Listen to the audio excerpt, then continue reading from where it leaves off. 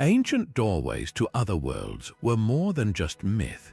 Our ancestors across the globe built monuments they believed were true portals, gateways to the realms of gods and spirits. We are about to embark on a global tour of 50 of these mysterious sites from every continent on Earth. You will discover places where stone circles channel cosmic energy, where pyramids resonate with otherworldly frequencies, and where hidden chambers were said to open tunnels of light. What forced builders to abandon a monolithic stargate in the Bolivian highlands? And what secret does the Great Pyramid's subterranean chamber hold? Do you believe it is possible that the past holds secrets about reality we have since forgotten? High on the windswept Bolivian Altiplano, a single block of stone stands as a profound question mark. This is the Gate of the Sun, a monolithic archway carved from a single 10-ton piece of andesite presiding over the ruins of Tiwanaku. Its surface is a tapestry of intricate, precise carvings that have baffled researchers for centuries. At first glance, the central figure is unmistakable, a stern deity radiating power, often called the staff god. He holds a staff in each hand, and from his head stream what appear to be rays of light, each one tipped with the face of either a human or a condor. This central icon is surrounded by a procession of 48 smaller figures, 32 with human faces and 16 with condor heads, all seemingly running towards the central god. Some archaeologists argue this is a complex calendar, a celestial clock marking solar and lunar cycles, but another, more tantalizing interpretation exists. Perhaps this is not merely a calendar but a map of a journey. The central deity is not just a god to be worshipped, but a gateway to be activated, and the 48 figures are not simply running, they are passing through. This leads to the most compelling theory about this lonely arch. Local legends whisper that this was a stargate, a portal used by the gods themselves, or perhaps by visitors from the stars to travel between worlds. The gate's alignment and the esoteric knowledge encoded in its carvings suggest it was more than a ceremonial monument. It was a functional device, a cosmic door. And this makes its current state all the more mysterious. The Gate of the Sun was never finished. A deep, jagged crack runs down one side of the structure, and the gate was clearly abandoned before its creators could complete whatever grand design they had in mind.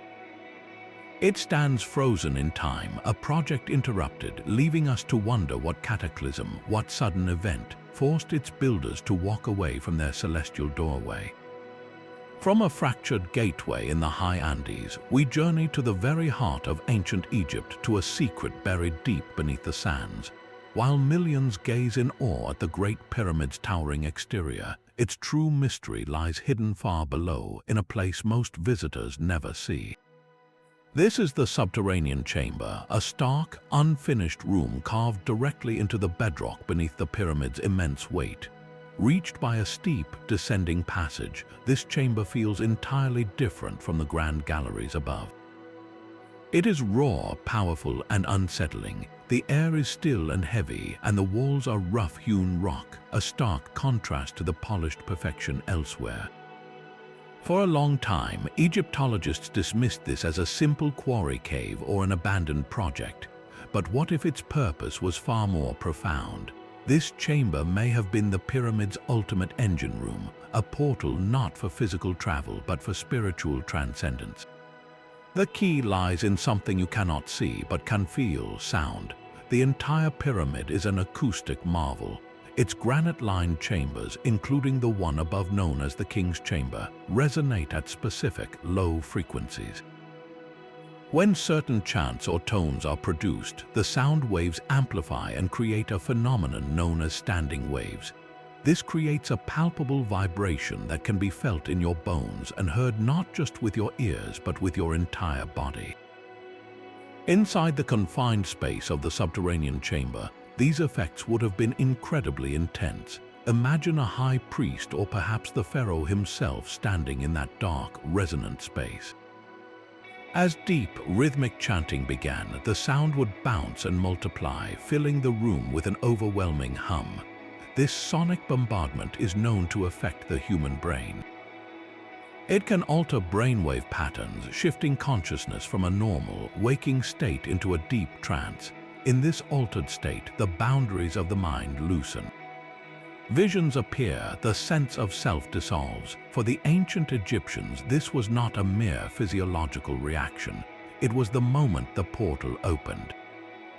The individual's consciousness was believed to travel across the cosmic divide, to commune directly with the gods, to receive prophecies and divine wisdom. The chamber was not a tomb, but a gateway. The resonant frequencies were the key that unlocked the door, turning the human mind itself into the vehicle for a journey to the other side. Across the sea, in the green hills of England, another circle of stones whispers of a different kind of power. Stonehenge stands as an icon of prehistory, but its true purpose may be far stranger than a simple calendar. While its alignment with the solstices is famous, older, more magical stories cling to the stones. Ancient legends recorded by medieval historians tell us this monument was not built by ordinary hands. They claim the massive blue stones were originally part of a magical stone circle in Ireland, transported across the sea by the wizard Merlin himself. He did not use ropes and rollers, but his powerful enchantments, moving the stones through the air as if they were weightless. This was not just a feat of strength, it was an act of high magic. The stones themselves were believed to be imbued with healing properties, their very presence capable of curing ailments. This folklore suggests our ancestors saw Stonehenge not just as an observatory, but as a living, powerful object. The structure itself supports this deeper function. Think of its design, a series of concentric circles from the outer sarsen ring to the inner horseshoe of trilithons. And then there are the Aubrey holes, a ring of 56 pits just inside the bank, their purpose long debated. To those who study Earth energies, this layout is not random. It creates a precise geometric pattern, a kind of antenna designed to channel telluric currents, the natural energy that flows through the Earth. Stonehenge sits at the convergence of multiple ley lines, those hypothetical channels of energy that crisscross the landscape. This convergence would have created a powerful energy vortex, a swirling focus point of natural power. During the solstices and equinoxes, when the sun and moon align in specific ways with the stones, this energy was believed to peak. The portal would open. This was not a door for physical bodies to walk through, but a gateway for spirits, for celestial beings, or for the consciousness of druids and shamans to travel to other realms. The stones acted as a stable frame, a battery charging with earthly and cosmic power, allowing for a temporary bridge between our world and the world of the gods. The healings, the visions, the communication, all of it was possible because this ring of stone was the most stable and powerful portal in the ancient world. Another doorway carved directly into the living rock awaits in Peru. High in the Andes near Lake Titicaca, a massive, smooth surface of pinkish granite is etched with a mysterious design. This is the Puerta de Hayumaca, the Gate of the Gods, and it looks exactly like a giant, ornate door. At its center is a smaller, keyhole-shaped indentation, a feature that has fueled one of the most compelling legends of the Andes. The story tells of an Inca priest named Aramumuru who lived during the time of the Spanish conquest, fleeing the invaders to protect a sacred relic, a powerful golden disc known as the Key of the Gods of the Seven Rays. He carried it into these desolate mountains. Desperate and pursued, he came upon this rock face. According to the legend, the priest placed the golden disc into the small depression in the center of the door. Instantly, the stone doorway began to glow with a brilliant blue light, and the solid rock became a shimmering, translucent passage. Aramumuru stepped through this tunnel of light, and the door sealed shut behind him, leaving only the carved stone we see today. He was never seen again, having passed into the world of the gods. This is not just a folk tale, it is a persistent oral history that speaks to a profound belief. What if this legend holds a kernel of truth, not about magic, but about a forgotten science? Researchers who study the site point to its strange physical properties. People report feeling a strange energy emanating from the rock, a faint vibration or hum. Some experience dizziness or brief visions when placing their hands on the small depression. The theory is that the Gate of the Gods is not a door in the physical sense, but something far more advanced, a stable interdimensional portal. The small keyhole depression may have been a resonance chamber designed to interact with a specific object, like the legendary golden disc that acted as a tuning device. When activated, it would not dissolve the rock, but rather temporarily align the vibrational frequency of the location with another reality, allowing for passage. This would explain why the portal is always there, waiting, a permanent fixture in our landscape that is simply out of phase with our normal perception. It stands as a silent, eternal gateway, a monument to the possibility that the boundaries between worlds are thinner than we think. Long before the stones of Stonehenge were raised, another, far older sanctuary was being carved from a hill in Turkey. Göbekli Tepe shatters our understanding of early civilization, a temple complex built by hunter-gatherers over 11,000 years ago. Its discovery was a shock to archaeology, proving that complex society and monumental architecture emerged much earlier than anyone believed. The site is a series of circular enclosures, each defined by massive T-shaped limestone pillars. These pillars are not crude blocks, they are masterworks of stone covered in a tapestry of intricate carvings. Foxes, cranes, boars, and scorpions parade across the stone, a menagerie frozen in time. There are no signs of domestic life here, no houses, no hearths for cooking, no grain storage. This was not a village, it was a destination, a sacred center. The most compelling theory is that Göbekli Tepe was the world's first temple, a place for profound shamanistic rituals. The T-shaped pillars are not abstract shapes. Many see them as stylized human forms, perhaps representing powerful ancestors or supernatural beings. They stand in silent rings, like a council of giants frozen in a perpetual meeting.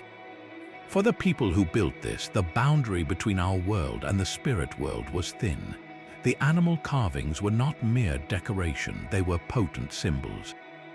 A shaman, perhaps in a trance induced by rhythm or ritual, would not just look at the carving of a fox, they would communicate with the essence of fox itself. The pillar became a conduit, a focal point that allowed a spiritual traveler to cross over and seek wisdom from animal guides or ancestral spirits. This entire complex, then, was not just a place of worship, it was a permanent, engineered portal. Each ring of pillars created a sacred space where the veil was lifted, a stable gateway for human consciousness to journey into the realms that existed at the very dawn of human memory. Deep beneath the sun-drenched island of Crete lies a legend of a different kind of portal, one made not of stone circles but of endless, winding passages.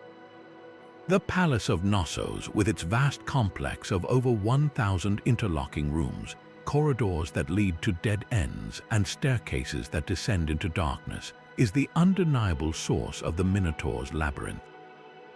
This was no mere royal home, it was a sprawling, bewildering structure whose very layout was designed to confuse and disorient. To walk its halls was to risk losing your way forever. It is easy to see how this physical reality birthed the terrifying myth of a monstrous half-man, half-bull lurking in a maze at its center. But the labyrinth was far more than a prison for a monster. It functioned as a profound and dangerous portal to the underworld, the realm of the dead. In the myth, the hero Theseus does not simply walk into a maze, he willingly descends.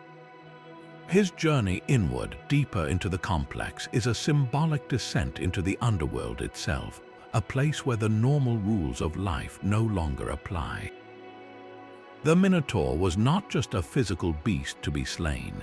It represented the ultimate primal fear, the monstrous shadow self that every person must eventually face. For Theseus, navigating the labyrinth was a ritual of initiation. He entered as a prince, but to emerge, he had to confront the very embodiment of chaos and death. His victory was not just a military triumph, it was a spiritual rebirth. He returned to the surface transformed, having passed through the ultimate trial. This transforms our understanding of Knossos. The palace was not just a building that inspired a story, it was a physical machine for a spiritual journey. The labyrinth was the portal, and the journey through it was the price of passage. To walk its confusing paths was to traverse the boundary between the world of the living and the world of the dead, facing one's deepest fears in order to achieve a higher state of being.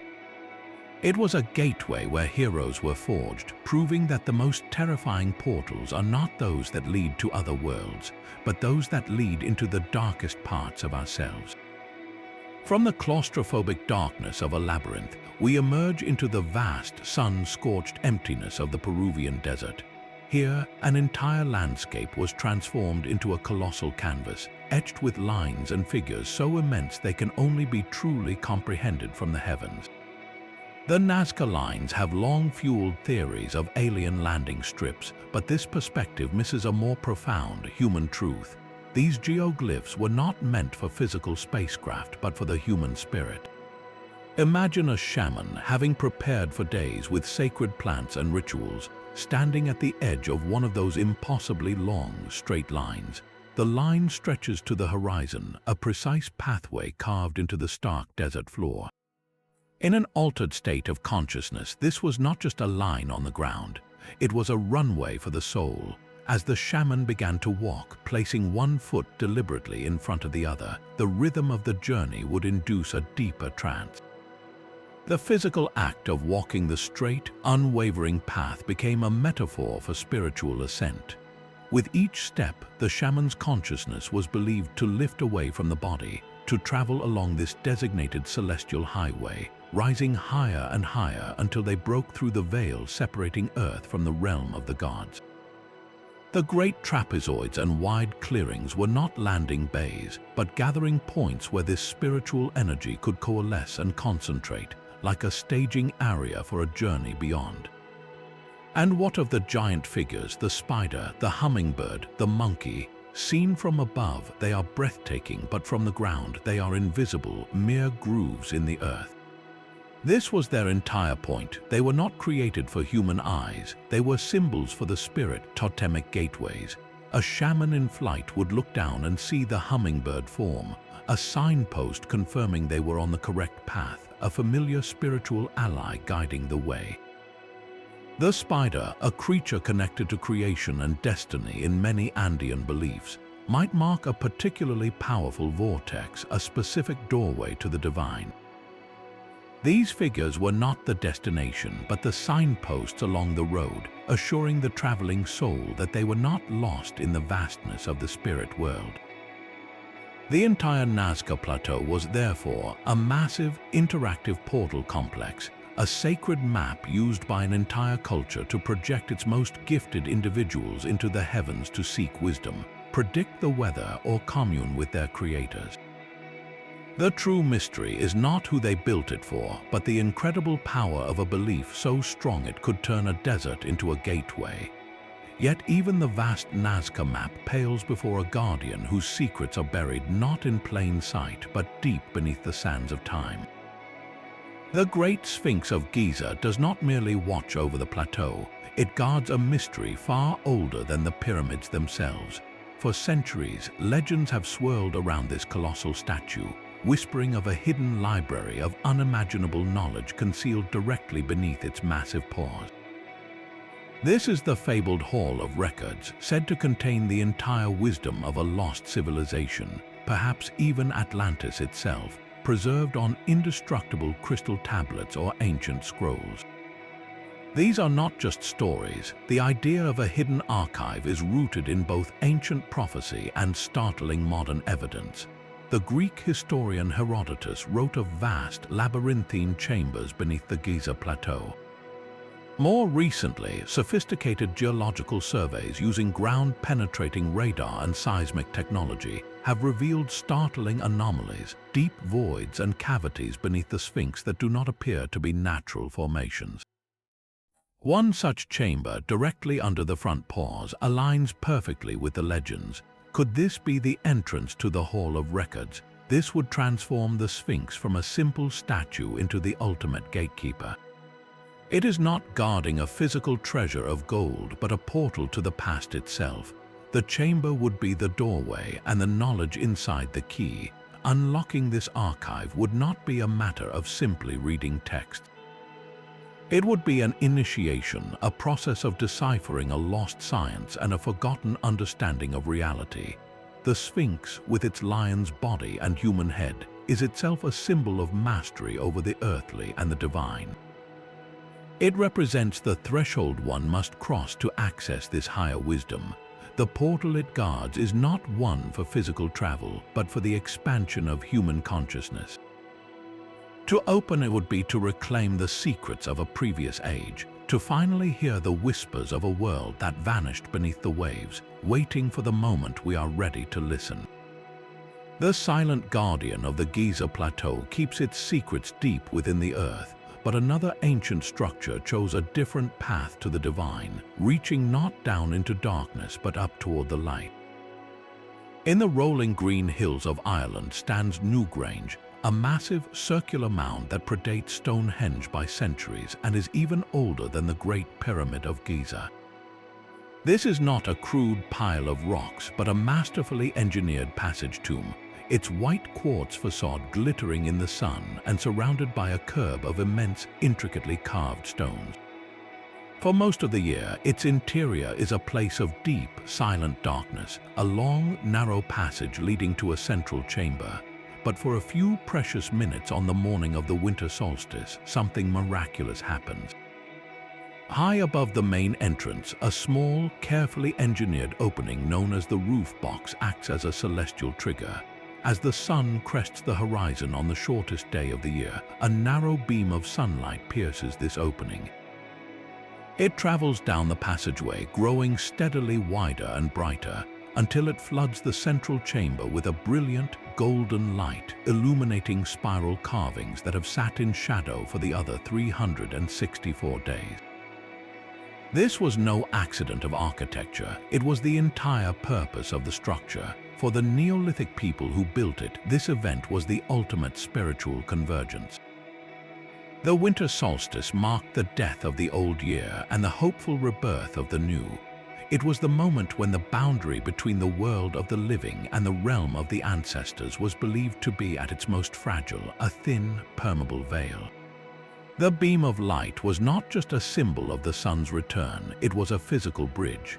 It connected the life-giving power of the sun with the ancestral spirits residing within the tomb. In that dazzling, silent moment, the tomb was transformed from a house for the dead into a luminous, active portal. The light was the key that unlocked the doorway, allowing for communication, blessing, and a sacred exchange between two worlds. Those privileged enough to witness the event inside the chamber were not merely spectators at a light show. They were participants in a cosmic dialogue, standing at the threshold where the living could touch the eternal. While the Sphinx guards its secrets in silence, another ancient portal was famous for the very words it spoke. In the shadow of Mount Parnassus, the sanctuary of Delphi was considered the very center of the ancient world. Pilgrims and kings traveled from across the known world to this sacred place, all seeking answers from the divine. They came for one reason: to consult the oracle. At the heart of this sanctuary stood a strange and powerful object, the Omphalos stone. This was no ordinary rock, but a carved, dome-shaped stone often depicted as being covered in a knotted net. It was believed to mark the exact spot where two eagles, released by Zeus from opposite ends of the world, met in their flight. This was the navel of the world, the central point from which all creation emanated. But the stone was more than a geographical marker. It was the anchor for the entire site's function as a portal. The true gateway, however, was not the stone itself, but a person. The Pythia, the high priestess of Apollo, was the living heart of the oracle. Her rituals were precise and profound. After bathing in a sacred spring and chewing laurel leaves, she would descend into a secluded chamber and sit upon a tall, three-legged tripod cauldron. This seat was positioned directly over a deep fissure in the earth, a crack in the world's foundation. From this fissure, geological studies now confirm rose faint, intoxicating vapors, likely ethylene gas, a substance known to induce trance states. As the Pythia inhaled these vapors, her consciousness would slip away. Her body would shudder, her voice would drop to a guttural rasp, and her words would become fragmented, chaotic. In this altered state, she was no longer merely a woman, she was a vessel, a living portal. The god Apollo was believed to be speaking directly through her. The priests of the temple would stand by, interpreting her cryptic utterings, turning them into the famous, often ambiguous prophecies that would shape the fate of nations. Think of the process: a sacred stone marking the center of reality, a fissure venting the breath of the earth, and a human consciousness willingly surrendering itself to become a channel. This was not a monument to be visited, but a process to be witnessed. The portal at Delphi was a temporary, volatile bridge, opened only when a human soul aligned with the telluric energies of the world's navel, proving that the most powerful gateways are not always made of stone, but of flesh and spirit. The silent wisdom of the oracle gives way to the silent watchfulness of giants in the middle of the Pacific. On the remote island of Rapa Nui, the Moai stand with their backs to the endless ocean, their immense stone faces turned forever toward the people. For generations, the central mystery has been how these multi-ton statues were moved across the island. But the far more profound question is why. These were not simple monuments or tribal trophies. The Moai were sacred vessels, engineered portals for a specific kind of energy. Each statue was a physical representation of a deified ancestor, and the Polynesian concept of mana, a potent spiritual power and authority, was central to their purpose. The belief was that after a powerful chieftain died, their mana could be captured and contained within one of these carved figures. The Moai acted as a battery, a permanent repository for this ancestral energy. Their placement was everything. They were erected on massive stone platforms called ahu, which were often tombs containing the bones of the ancestors they represented. These ahu were positioned along the coastline, creating a powerful, unbroken spiritual perimeter around the island. With their backs to the sea, they stood as eternal guardians, a defensive wall of stone sentinels watching for threats both physical and supernatural. But their primary function was turned inward. Their hollow eyes were designed to gaze upon the villages and farmland. They were not looking at the people, they were channeling. The mana stored within them was believed to flow outward, washing over the community, blessing the crops, ensuring fertility, and maintaining the cosmic order. The statue was the conduit, and the ahu platform was the anchor, creating a stable, permanent portal through which the protective and life-giving power of the ancestors could continuously flow into the world of the living. This transforms our understanding of the entire landscape. Easter Island was not dotted with random statues, it was wired with spiritual power lines. Each Moai was a living connection to the past, a vital piece of infrastructure ensuring the survival of the present.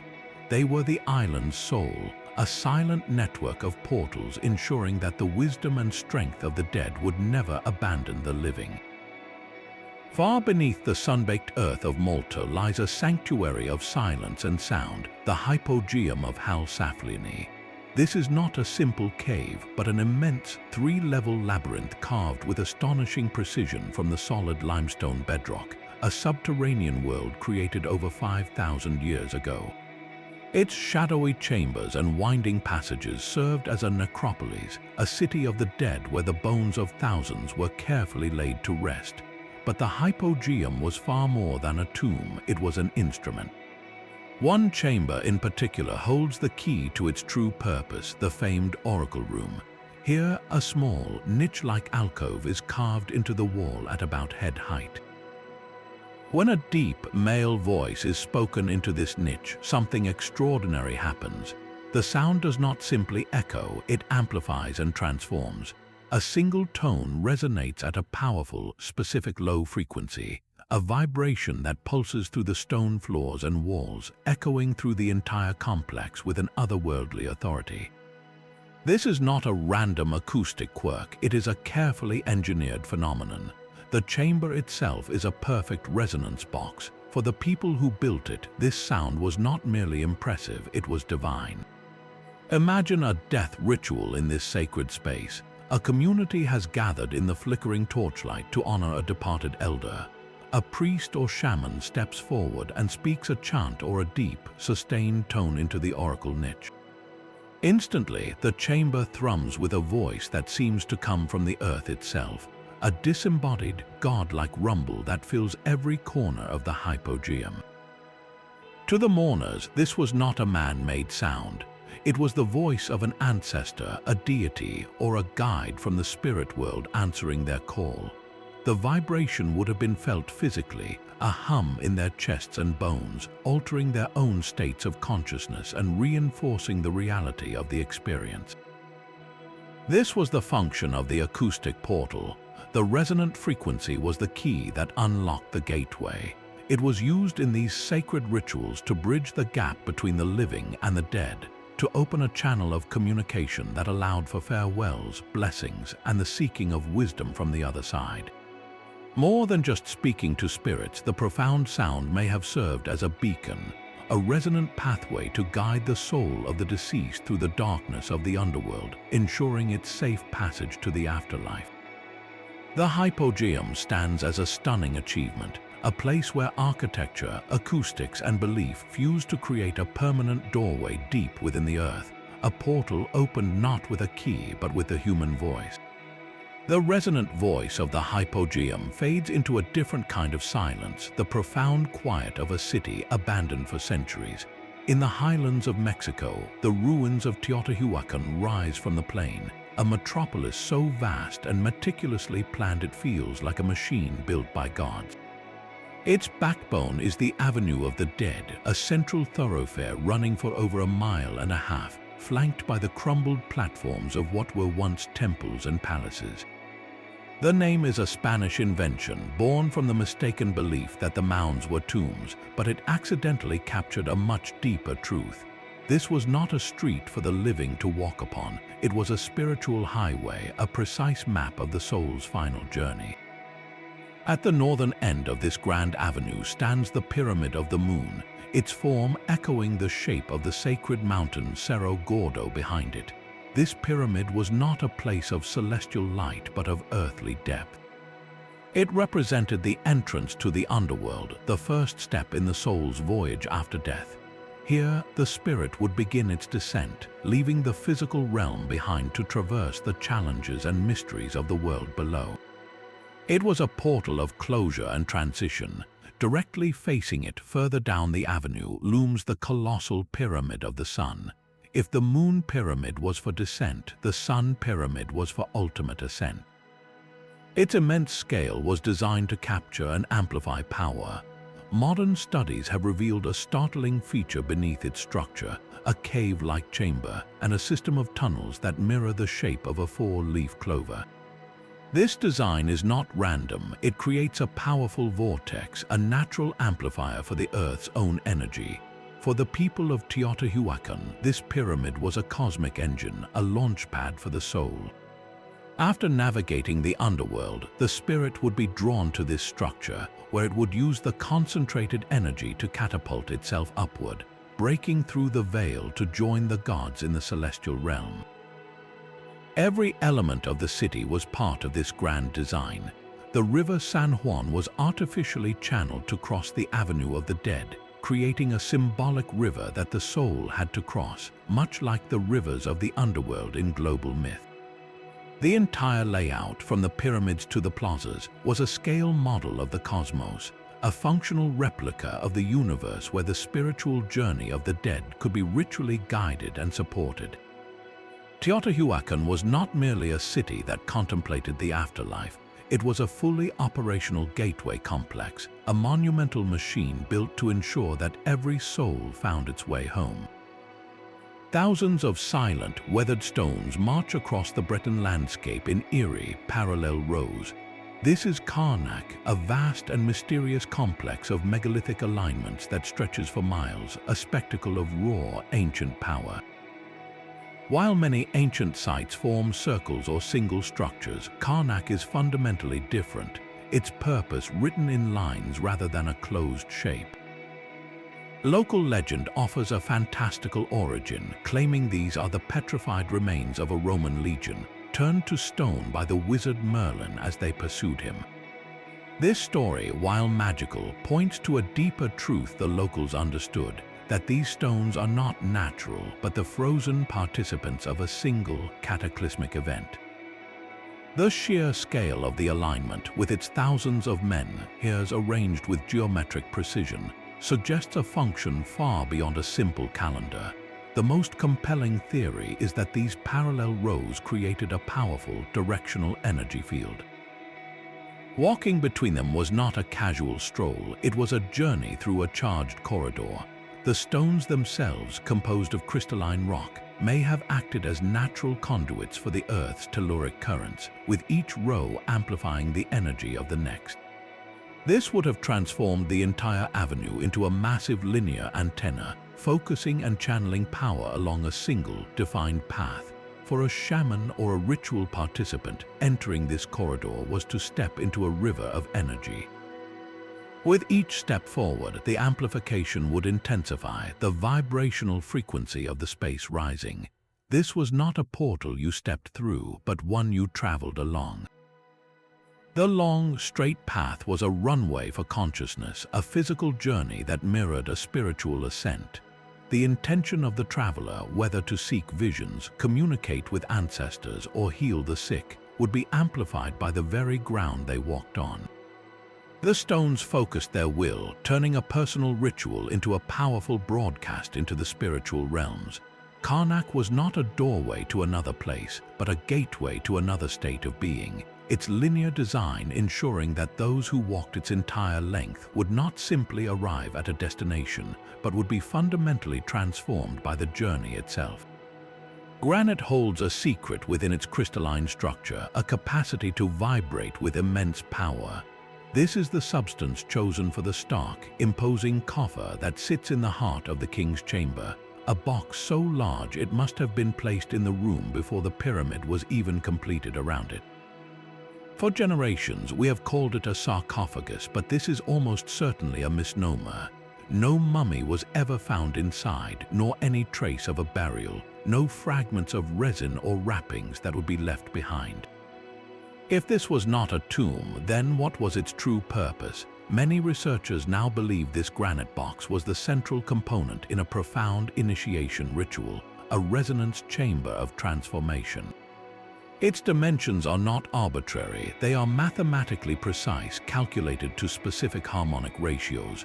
When struck, the granite emits a deep, resonant tone, a low hum that would have been amplified and multiplied by the chamber's own acoustic properties. An initiate would be sealed inside this stone vessel, plunged into absolute darkness and silence, broken only by the chanting and toning from priests outside. The sound waves vibrating through the granite and filling the confined space would create an overwhelming sensory experience. This sonic bath is known to alter brainwave patterns, guiding the mind into a deep, trance-like state where the boundaries of self dissolve. In this altered consciousness, the initiate was not merely hearing sound, they were becoming one with the vibration, experiencing a symbolic death and rebirth. The coffer was a womb of stone, and the resonant frequency was the catalyst for a spiritual awakening, a journey to other realms of existence. Other theories push this concept even further, suggesting the coffer was a functional part of a much larger machine. The specific type of granite, rich in quartz, is piezoelectric. It generates a small electrical charge when under pressure or vibration. The entire pyramid, acting as a massive energy conductor, could have focused telluric currents from the Earth into this chamber, with the coffer acting as a capacitor or a tuning device. In this view, the king's chamber was not just a room for rituals, but the control center for a celestial gateway. The initiate inside the coffer, bathed in both sound and subtle energy, became a living component in this system, their own consciousness the key that stabilized the connection. The box was not a container for a body, but a cradle for a soul preparing to traverse the cosmos, a single, vital piece in the greatest machine the ancient world ever built. High in the mist-shrouded Andes, the final steps of the ancient Inca Trail lead to a breathtaking stone frame against the sky. This is Inti Punku, the Sun Gate, the original and most sacred entrance to the lost city of Machu Picchu. For a weary pilgrim, reaching this point after days of arduous travel was a moment of profound transformation. The gate itself is a masterpiece of simple, elegant masonry, a rectangular doorway constructed with such precision that it seems to grow directly from the mountain itself. But its true power was revealed only at specific moments of the year. The Incas, master astronomers and stonemasons engineered this gateway with a celestial purpose. Its entire structure was precisely aligned to frame the rising sun during the summer solstice and to capture the setting sun during the winter solstice. On those sacred mornings, the first rays of the sun would not simply appear over the horizon. They would pour directly through the stone aperture of Inti Punku, transforming the gateway into a blazing, luminous rectangle. From the perspective of the city below, it would look as if a river of liquid gold was flowing down from the mountains, a tangible bridge of light connecting the heavens to the earth. This was not just a beautiful alignment, it was a direct manifestation of divine presence. The Inca believed the sun was their ancestor, the god Inti. Machu Picchu was his royal estate, and Inti Punku was his front door. The light passing through the gate was not a symbol of the god, it was the god himself arriving in his home. To stand at the Sun Gate during this event was to stand at the ultimate threshold, a place where the physical and spiritual worlds converged. It was a portal in the most literal sense, a doorway designed not for human passage, but for the daily and seasonal entrance of a deity. The ceremonial importance was absolute, a reaffirmation of the covenant between the Inca people and their celestial creator. A moment that proved the boundary between the earthly and the heavenly was, for a few brilliant moments, nothing more than an open door. The stone gateways of the ancient world were not always built to reach the heavens. Some descended directly into the earth, into the cold, silent realm of the dead. One of the most feared and respected of these subterranean portals was carved into a hillside in Cumae, Italy, the home of the legendary Cumaean Sibyl. Her prophecies, written on oak leaves and arranged in her cave, were said to shape the destiny of empires. But her true power was not just in her predictions, it was in her role as a gatekeeper. The Sibyl did not merely live in a cave, she guarded its entrance. The approach to her chamber was a feat of engineering designed to inspire dread, a long, trapezoidal tunnel cut deep into the volcanic rock. The walls angled inward as you walked, the ceiling pressing down, the light from the entrance fading to a distant memory. This was not a natural formation, it was a constructed descent, a man-made pathway that deliberately mimicked the journey into the underworld. The very architecture was a psychological trigger, preparing the visitor for a crossing from one reality to another. At the end of this claustrophobic passage lay her inner sanctum, a chamber where the air was still and the Sibyl's voice echoed with the authority of the gods. It was from this exact spot, according to the poet Virgil, that the Trojan hero Aeneas began his most perilous quest. Guided by the Sibyl, he did not simply walk into a dark room, he passed through a recognized portal into the land of Hades. He crossed the river Styx, met the shades of the dead, and confronted the past to secure his future. This story was not just epic poetry, it was a reflection of a profound belief. The Sibyl's cave was considered a true anatomical opening in the world, a place where the crust of the earth was thin enough to step through. She was the living key, the only one who knew the rituals and words to open the passage, and just as crucially, to guide a soul back out. This transforms her from a simple fortune teller into a master of thresholds, a psychopomp who held the power to grant access to the ultimate mystery, proving that the most sought-after portals were often those that led not to life, but to what lies beyond it. Deep in the river deltas of Costa Rica, hundreds of near-perfect stone spheres lie scattered across the landscape, carved with astonishing precision from solid granite. These monolithic orbs range in size from a few inches to over 8 feet in diameter, some weighing many tons. Their surfaces are so smooth and their shapes so geometrically ideal that they seem to defy the capabilities of the ancient people who crafted them. Archaeologists have long debated their practical function, suggesting they might have been territorial markers or symbols of status, but these explanations feel hollow next to the weight of local legend. Indigenous stories speak of a time when the spheres were not made by human hands at all, but were gifts from the gods, magical objects that fell from the sky or were shaped by the breath of celestial beings. They were believed to hold a will of their own, capable of moving on their own power to return to their sacred places if ever they were displaced. This was more than folklore, it was a recognition of their inherent power. The very perfection of the sphere, a shape with no beginning and no end, represents a complete and self-contained energy system. In many esoteric traditions, the sphere is the most efficient container for energy, able to hold and focus power without leakage. This leads to a compelling theory about their true purpose.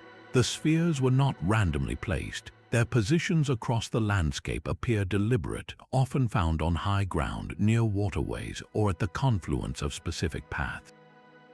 Researchers studying Earth energies propose that these locations were not chosen by chance, but were powerful energy vortexes or precise intersections of ley lines. The stone sphere placed at such a point would act as a lens. It would gather the diffused telluric currents flowing through the Earth, concentrating them into a stable, potent field of force right at its center. A person standing at the epicenter of this field, perhaps with a hand on the cool, smooth granite, would be bathed in this amplified energy. The location, supercharged by the sphere, would become more than just a sacred site. It would transform into a natural portal. The concentrated energy could thin the veil between worlds, facilitating visions, communication with spirits, or a heightened state of awareness for shamanic journeying. Each sphere was not a mere monument, but a permanent, activated node in a vast and invisible network, a silent, stoic guardian focusing the very pulse of the Earth into a doorway. The sheer impossibility of the Baalbek Foundation defies every assumption about Roman engineering. In Lebanon, the ruins of the Roman Temple of Jupiter are staggering, but the true marvel lies beneath the grand columns, in a platform constructed of stones so massive their scale seems to belong to myth. This is the Trilithon, 3 colossal blocks of limestone, each one weighing an estimated 800 tons. To move a single one of these stones today would be a monumental feat for modern machinery, yet they were quarried over half a mile away, lifted over 20 feet into the air, and fitted together with a joint so precise a razor blade cannot slide between them. The Romans were master builders, but the logistics of the Trilithon push even their documented capabilities to the absolute limit. How did they transport these behemoths across the valley, and what technology allowed them to set each block with such breathtaking accuracy? The conventional explanations of ramps, ropes, and rollers feel almost inadequate when faced with such raw, physical grandeur. This profound mystery has fueled an extraordinary alternative theory. Ancient astronaut proponents point to the Trilithon as something far more than a foundation. They propose this was not a base for a temple, but a landing platform for something from the stars. The immense weight and perfect fitting of the stones were not for architectural beauty, but for functional necessity, creating an indestructible, vibration-free pad capable of withstanding the immense force and heat of a spacecraft's descent and ascent. In this view, the entire complex was a literal stargate, a portal where gods, interpreted as extraterrestrial visitors, would arrive and depart from our world. The platform was the durable, stable gateway, and the temple built atop it was a later homage to the powerful beings who used it, so we are left with two compelling possibilities. Was the trilithon the pinnacle of human ingenuity, a lost Roman technology we have yet to rediscover, or is it the physical evidence of a much older, far more advanced civilization, one that built a portal to the stars and left its indestructible doorstep for us to find? Beneath the clear, turquoise waters off Japan's Yonaguni Island lies a structure that challenges everything we know about the ancient world. The Yonaguni Monument is a massive sandstone formation rising from the seafloor, its sharp angles and flat platforms looking unmistakably like a submerged pyramid. Its features are staggering, a series of perfect descending terraces connected by what appear to be straight staircases. There are wide, flat plazas and two colossal, pillar-like stones that seem placed to support a great weight. Most haunting of all are the formations that resemble carved faces, one often called the turtle, and another a stark, human-like visage staring out from the deep. The debate over its origin is a fierce battle between geology and archaeology. Skeptics argue this is simply an extraordinary example of natural sandstone fracturing, shaped over millennia by strong ocean currents. The lines and angles, they say, are a beautiful geological accident, but the other side points to the overwhelming precision. Nature rarely creates perfect 90-degree angles, symmetrical staircases, or what looks like a carved drainage channel. The evidence seems to suggest a third, more profound possibility. If this is not natural, and if its scale seems beyond conventional human history, perhaps it is the work of a lost civilization, a culture swallowed by the rising seas at the end of the last ice age. In this view, the monument was not a simple building, but a sacred center dedicated to the gods of the ocean. Imagine this structure in its prime, not submerged but standing on a coastal cliff, a ziggurat facing the endless Pacific. As a ceremonial portal, its purpose would have been to bridge our world with a mythical underwater kingdom, perhaps the fabled Lemuria or a local version of Atlantis. Rituals performed on its highest terrace would not have been aimed at the heavens but down into the abyss. The staircase would not be for ascending, but for a symbolic descent, an invitation for the sea deity to rise or for priestly visions to plunge into the watery realm. This sunken pyramid would have been a gateway to the deep, a permanent anchor point for communicating with the powerful, mysterious consciousness of the ocean itself, a silent monument waiting for the day the waters would reclaim it entirely. Deep in the humid jungles of the Mexican Gulf Coast, 17 stone giants stare out from the undergrowth with stoic, unwavering focus. These are the Olmec colossal heads, each one carved from a single, massive block of basalt, some weighing over 20 tons. Their features are distinct and powerful, with broad noses, full lips, and helmet-like headgear, each face a unique individual. Mainstream archaeology confidently identifies them as portraits of powerful Olmec rulers, immortalized in stone to project their authority. But this practical explanation struggles to account for the sheer, overwhelming presence of these monuments. Their creation was an almost superhuman effort, requiring the transport of these titanic stones from quarries dozens of miles away through swamps and rugged terrain, all without the wheel or draft animals. Why expend such staggering effort for a simple portrait? The answer may lie not in who they depict, but in what they were meant to do. Look into their stern, heavy-lidded eyes. They do not gaze upon a city or a marketplace. They face outward toward the horizon, toward the unseen.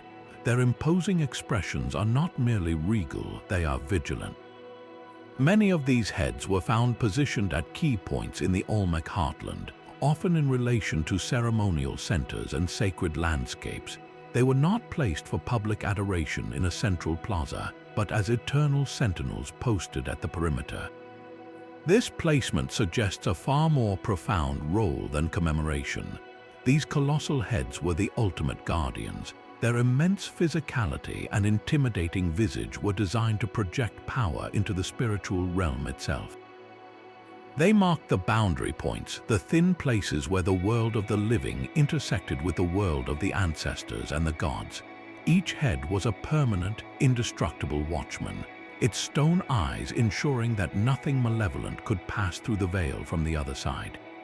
The unique face carved into the stone was not just a likeness, it was a specific, powerful soul given a sacred duty for all eternity.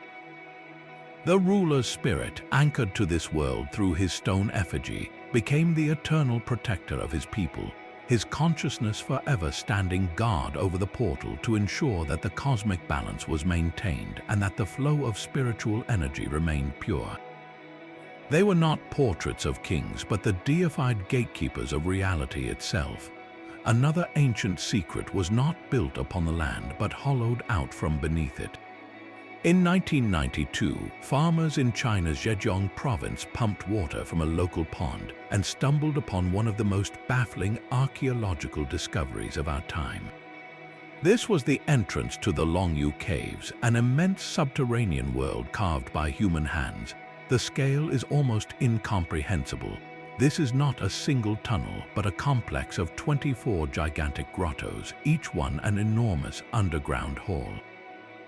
The ceilings soar to heights of nearly 100 feet, supported by massive, evenly spaced pillars of rock that the carvers left in place. Every single surface, from the walls to the soaring ceilings to the immense pillars, is covered in a uniform, chiseled pattern of parallel lines, a masterwork of meticulous, symbolic artistry. This was a project of staggering ambition, requiring the removal of nearly 1 million cubic meters of stone. And yet, there is not a single historical record, not one ancient text that mentions their construction. The silence is deafening. Conventional explanations quickly fall short. These were not tombs, for no burial remains or artifacts have ever been found. They were not mines or quarries, for the intricate decorative markings served no practical purpose for simple resource extraction. So what was their true function? The precision of the design points to a profound, ritualistic purpose. The uniform markings are not random. They may have been designed to control the cave's acoustics. In a space so vast, sound would behave in strange ways, and these chiseled lines could have been engineered to shape that behavior, to focus specific frequencies or to create a pervasive ambient hum. Combined with the sheer, overwhelming scale, this controlled environment would have a powerful psychological effect, isolating occupants from the world above and shifting their consciousness. The most compelling theory is that these silent halls were a machine for spiritual journeying. The caves created a perfectly stable, controlled environment, shielded from the sun, the wind, and the passing of time. Within this space, the combination of visual patterning, resonant acoustics, and perhaps even the subtle earth energies flowing through the stone could be harnessed. It was an interdimensional cockpit. A shaman or a group of initiates could use this engineered space as a stable portal, a calibrated gateway for deep meditation, for communicating with ancestors, or for projecting consciousness across vast spiritual distances. The Longyu Caves were not a hiding place, they were a launching pad for the human spirit. The descent into Derinkuyu is a journey into a world of shadow and stone. This is not a simple cave, but an entire city carved vertically into the soft volcanic rock of Cappadocia, a labyrinth extending 18 levels deep, capable of sheltering 20,000 souls. Its primary function was undeniably defense, a fortress hidden from sight, with massive, rolling stone doors to seal each level against invaders. But to see it only as a refuge misses a deeper, more spiritual truth. For the early Christians and other communities who carved and inhabited this space, the act of descending was profoundly symbolic. Each step down the narrow, sloping passageways was a deliberate move away from the world of light and life, a ritual journey into the heart of the earth. This was not merely hiding, it was a symbolic descent into the underworld, a confrontation with darkness and mortality. Yet this underworld was not a place of eternal punishment, but of transformation and rebirth. The earth was seen as a great mother, a protective, nurturing force. Her stony womb offered not just physical safety from persecution, but spiritual sanctuary. The city itself, with its chapels, baptismal fonts, and living quarters all existing in the perpetual twilight, became more than a hiding place. It transformed into a living portal, a gateway to a state of grace and preservation. To pass through its sealed doors during times of tribulation was to cross a threshold into a sacred space, leaving the chaos of the world above for a community reborn in the depths, waiting for the moment it would be safe to ascend back into the light, spiritually renewed. While empires rose and fell, a single man in 20th century Florida was quietly building his own monument to a lost world. The Coral Castle is a sprawling complex of massive stone sculptures, all carved from over 1,100 tons of oolite limestone by one person, Edward Leedskalnin. This 5-foot-tall, 100-pound Latvian immigrant worked alone, mostly at night, for 28 years. He never allowed anyone to watch him work, and when asked how he moved blocks of stone heavier than those in the Great Pyramid, he would only smile and say he understood the laws of weight and leverage, the same secrets the ancient Egyptians had known. The methods he supposedly used, simple chains, blocks, and tripods made from old telephone poles, seem comically inadequate for the task. How could one man with no modern machinery single-handedly quarry, carve, and position a 9-ton stone gate with such perfect balance that it swings open with the gentle push of a single finger? The sheer physical impossibility has fueled endless speculation, from anti-gravity devices to the manipulation of magnetic fields. But the true key to the Coral Castle may not be in the physics, but in the profound heartbreak that started it all. Edward built this entire stone kingdom for his one true love, Agnes Scuffs, the woman who left him just before their wedding. He called her his Sweet 16, and the castle was his desperate, monumental attempt to win her back, or perhaps to create a world where she still existed. This was not a hobby or a folly, it was a ritual of obsession. Every perfectly balanced rock, every celestial alignment in his stone furniture, and especially that miraculously balanced 9-ton gate, was part of a grand design. The gate itself is the ultimate symbol. It rotates on a metal rod with no bearings, so perfectly balanced that it defies every law of friction. For Edward, this was not just a door. It was a functional portal, a gateway to a reality where his love was not lost. By mastering the secrets of the pyramids and the hidden laws of matter, he was trying to engineer a bridge across time and heartbreak, to open a doorway to a dimension where he and his Sweet 16 could be together. The Coral Castle stands not as a puzzle of how, but a monument to why, a testament to the human belief that if you can just unlock the right secret, you can open a door to any world you desire. Deep beneath the sands of Saqqara lies a corridor of impossible engineering.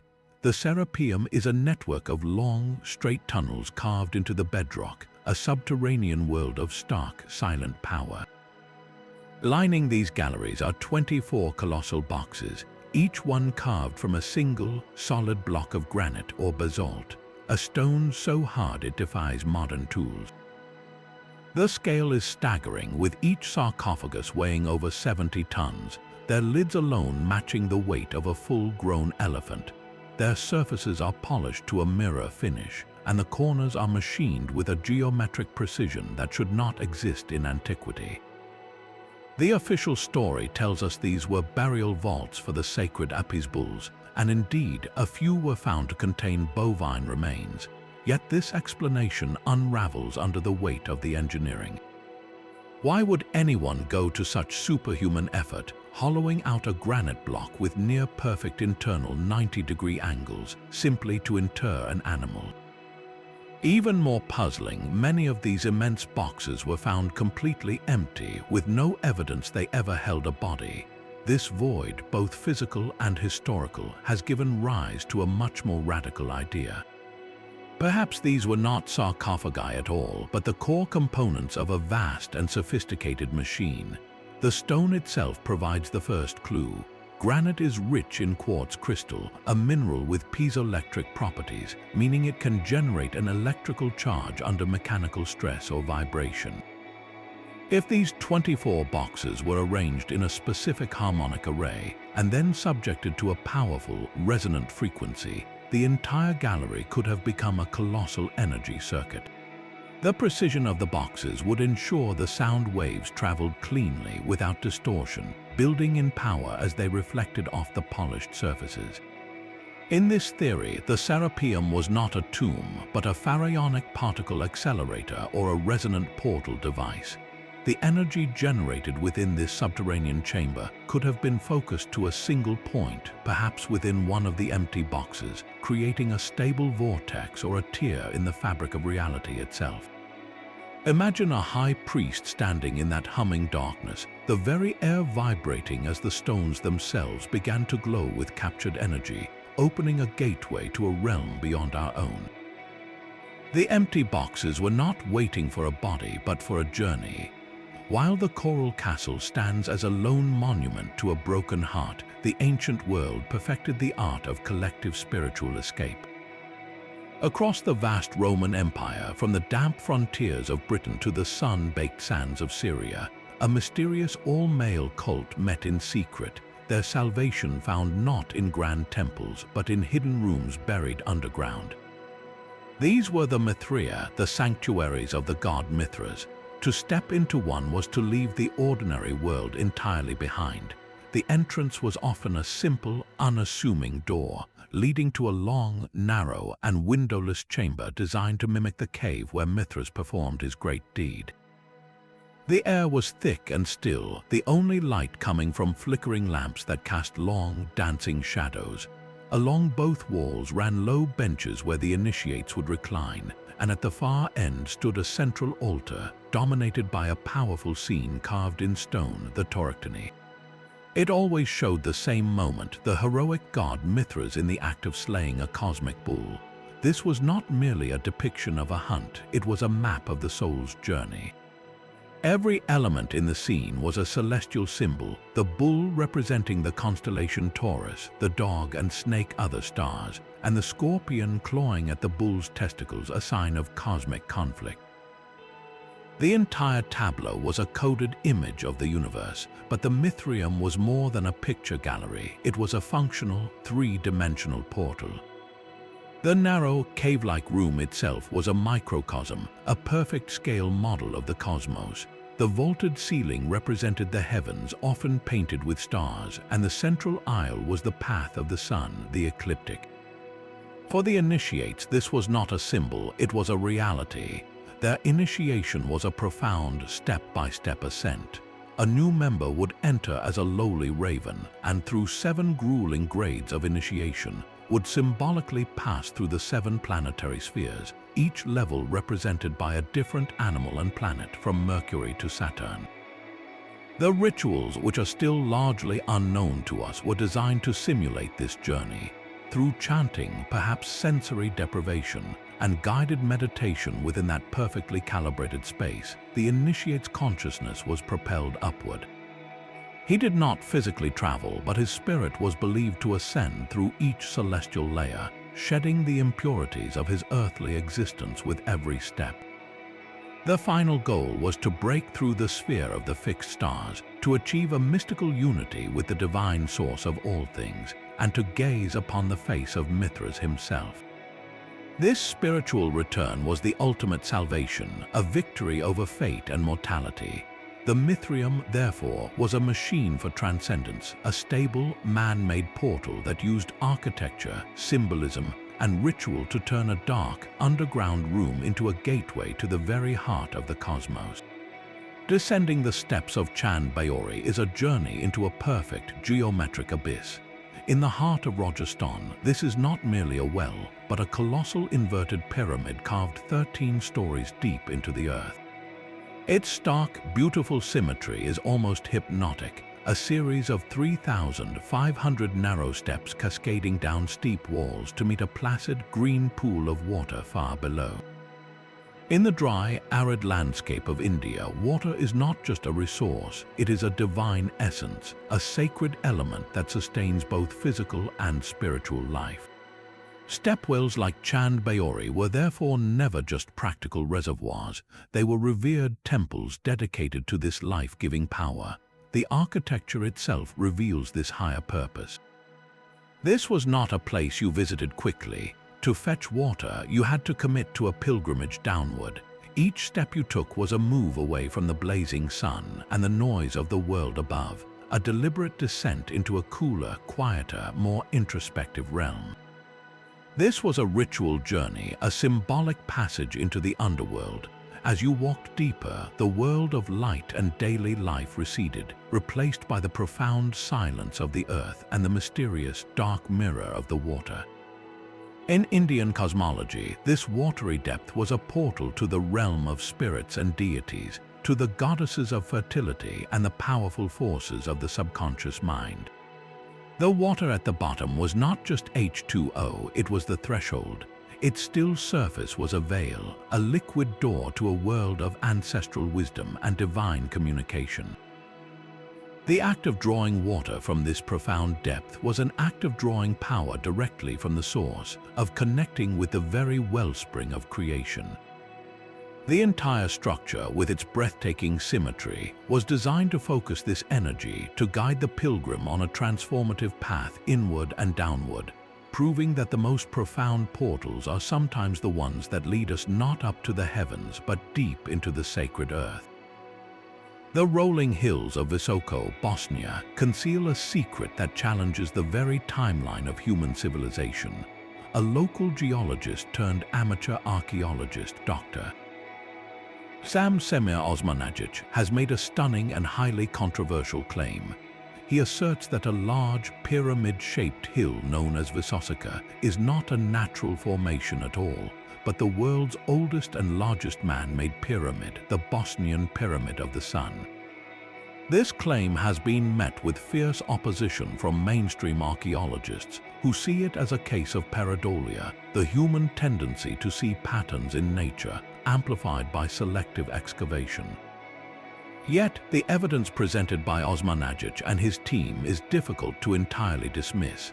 They point to extensive underground tunnel networks known as the Ravni tunnels, which they argue are clearly artificial, with smooth, hard walls and stone block constructions that seem to channel fresh air and water.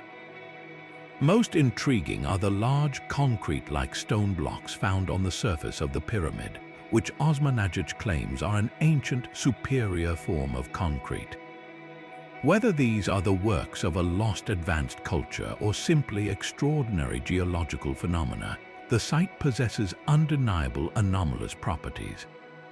Independent researchers have reported strange energy phenomena, including a continuous beam of electromagnetic energy, an ultrasound frequency, and a powerful ion beam, all allegedly emanating from the apex of the pyramid and shooting straight up into space.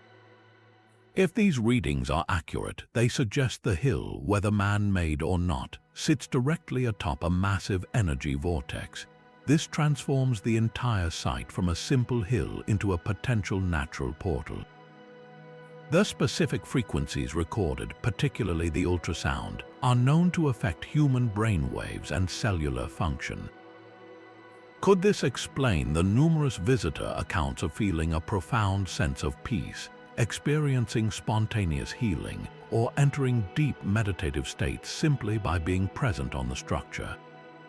The Bosnian Pyramid of the Sun may be the most controversial site on our list, a place where the rigid boundaries between geology and archaeology blur, forcing us to ask if the Earth itself can spontaneously generate a portal, a natural antenna broadcasting frequencies that can heal the body and open the mind to other realms of perception.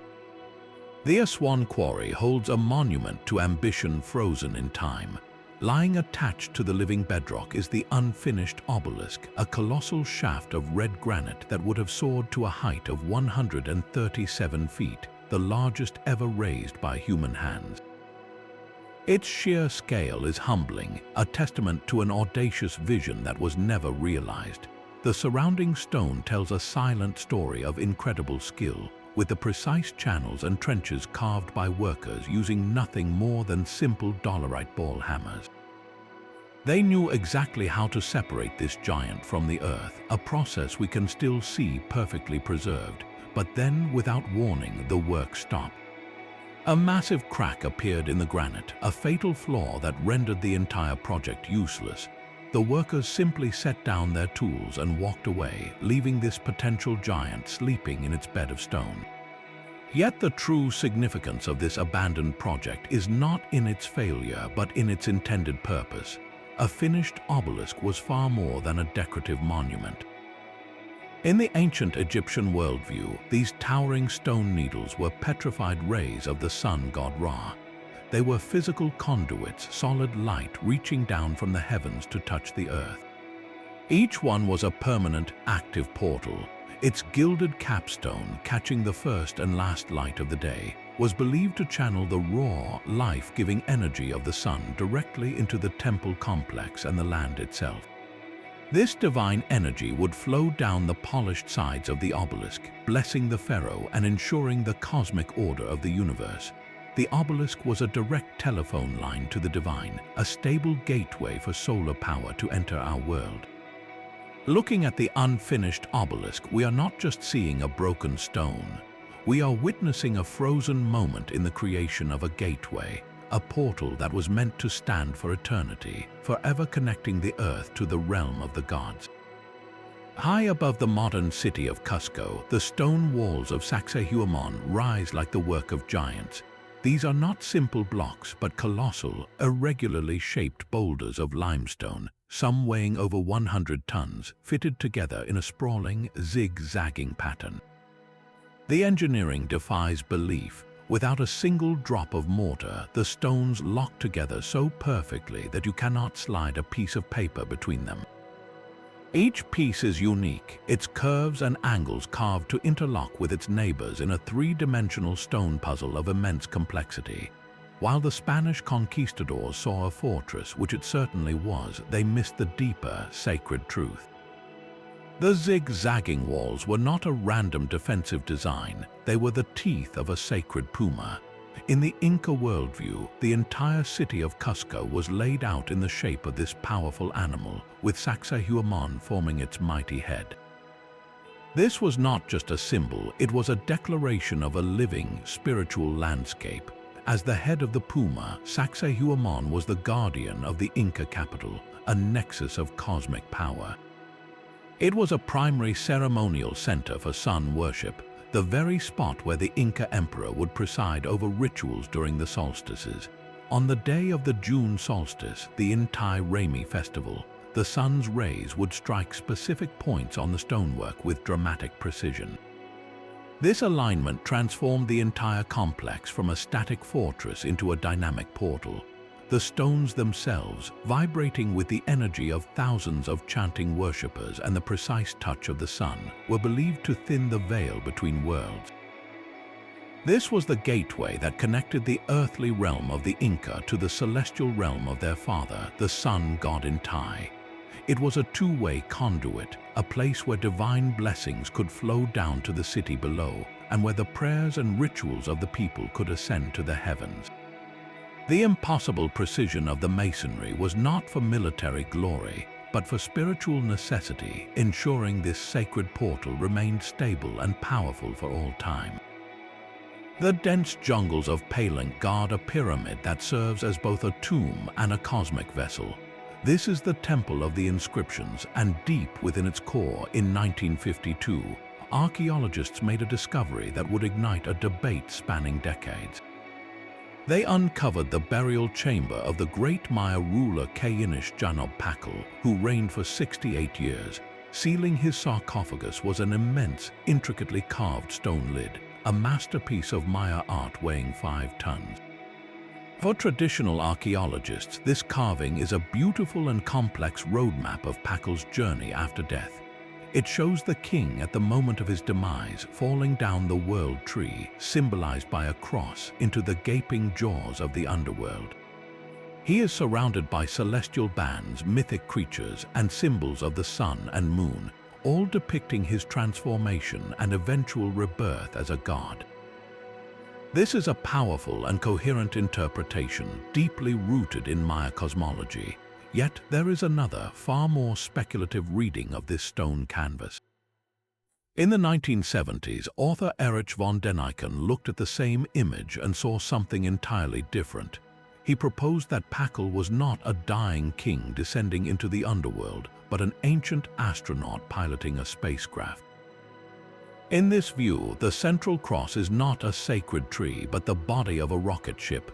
Pakal is seated in a crouched position, like a modern astronaut in a capsule, his hands seemingly manipulating a complex control panel, his foot pressing a pedal. The surrounding elements are not deities and serpents, but the fiery exhaust and intricate machinery of a vehicle launching into the cosmos. The entire scene, rather than a spiritual descent, becomes a literal ascent, a portal opening not to the land of the dead but to the stars. This interpretation transforms the pyramid from a tomb into a launch facility, and Pakal from a divine king into a star traveler. While mainstream science dismisses this as a fantastical misreading of symbolic art, the theory persists because it taps into a profound mystery. The sarcophagus lid does possess an uncanny, almost mechanical aesthetic with its levers, gears, and the king's focused posture. Whether you see a spiritual portal or a technological one, the image undeniably captures a moment of ultimate transition, a doorway opening from one state of being to another, leaving us to wonder if the ancient Maya dreamed of the stars not as distant lights but as destinations. One pillar in a temple in southern India defies every expectation of gravity. In the 16th century Virabhadra temple, among 70 pillars that hold up the main hall, one stands apart. Or rather, it hangs. This is the hanging pillar of Lepakshi, a stone column that dangles from the ceiling, its base suspended a clear few inches above the floor. You can easily pass a thin cloth or even your hand completely beneath it. The precision of its carving and balance is so perfect that for centuries the pillar has remained stable, a permanent architectural miracle. Naturally, a powerful legend has grown around this marvel. It is said that passing an object beneath the hanging pillar will bring you immense good fortune, a belief that draws countless pilgrims to try their luck.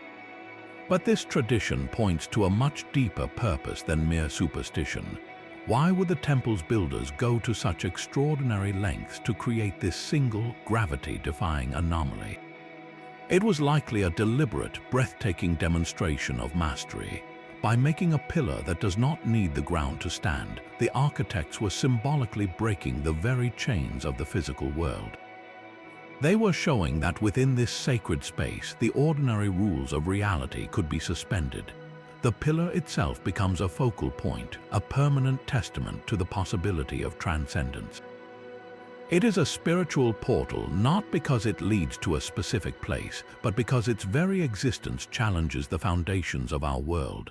To stand before it is to witness the impossible, forcing the mind to accept that the divine operates on a plane where gravity, matter, and limitation simply do not apply. It is a gateway built not of location but of idea, proving that a connection to the gods begins the moment you accept that the ground beneath your feet is not the only thing that can hold you up. Deep within the crypts of the Hatha temple at Dendera, a set of strange reliefs carved into the stone walls presents a riddle that divides historians and fuels the imagination. The images are both bizarre and specific. They show human figures standing beside large, transparent, bulb-like objects.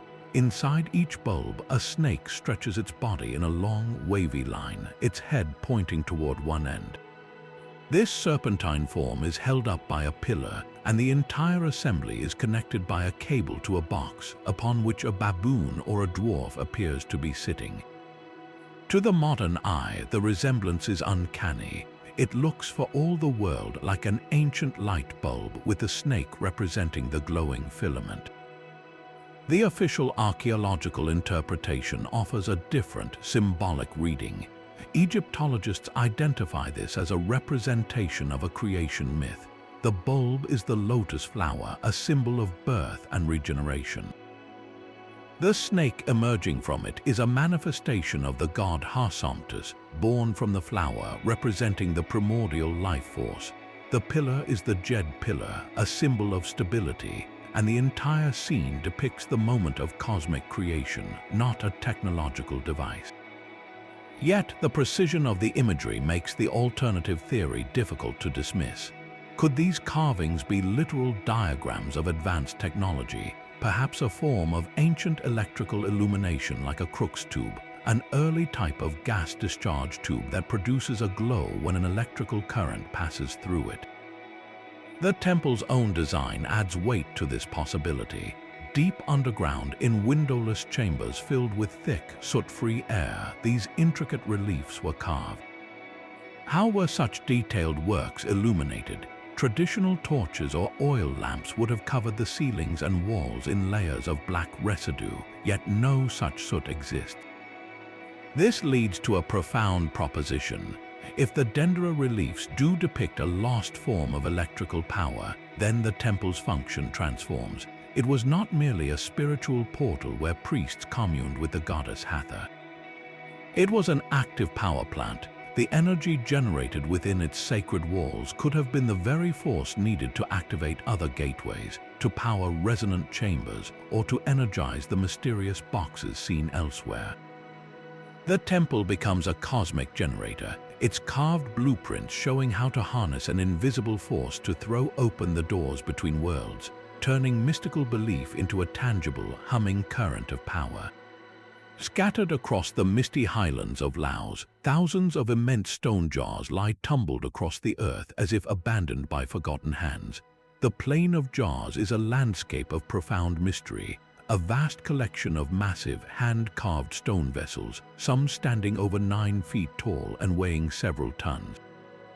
Their origins are lost to time, with archaeologists generally agreeing they were part of an ancient burial practice, used to hold human remains or act as symbolic markers for the dead. Yet the local legend offers a far more vivid creation story. It speaks of a great king, Kun Cheung, who commanded a race of giants. After a monumental victory over a powerful enemy, these giants crafted the enormous jars to brew staggering quantities of celebratory rice wine for a feast that would echo through the ages. This tale, while magical, points to a deeper truth about these objects. They were not ordinary containers, they were vessels of transformation, and from a portal perspective, this function becomes astonishingly clear. Each jar was a microcosm, a stone womb exposed to the sky. A body placed inside was not simply stored, it was actively processed by the elements. The relentless tropical sun, the pouring monsoon rains, and the scouring wind would work upon the remains, slowly breaking down the physical form. This natural excarnation was not seen as decay, but as a sacred alchemy. The jar acted as a transitional chamber, a stable gateway between two states of being. The physical body, confined within the stone, was systematically dismantled, its elements returning to the earth and air. Meanwhile, the spirit or soul of the individual was believed to be simultaneously released, freed from its mortal shell. The jar was the crucible for this metamorphosis, the fixed point where the journey from the world of the living to the realm of the ancestors truly began. It did not house a corpse, it facilitated a passage. The open mouth of each jar, facing the heavens, was the portal itself, a deliberate opening through which the essence of the deceased could ascend, having been purified and prepared by the very forces of nature.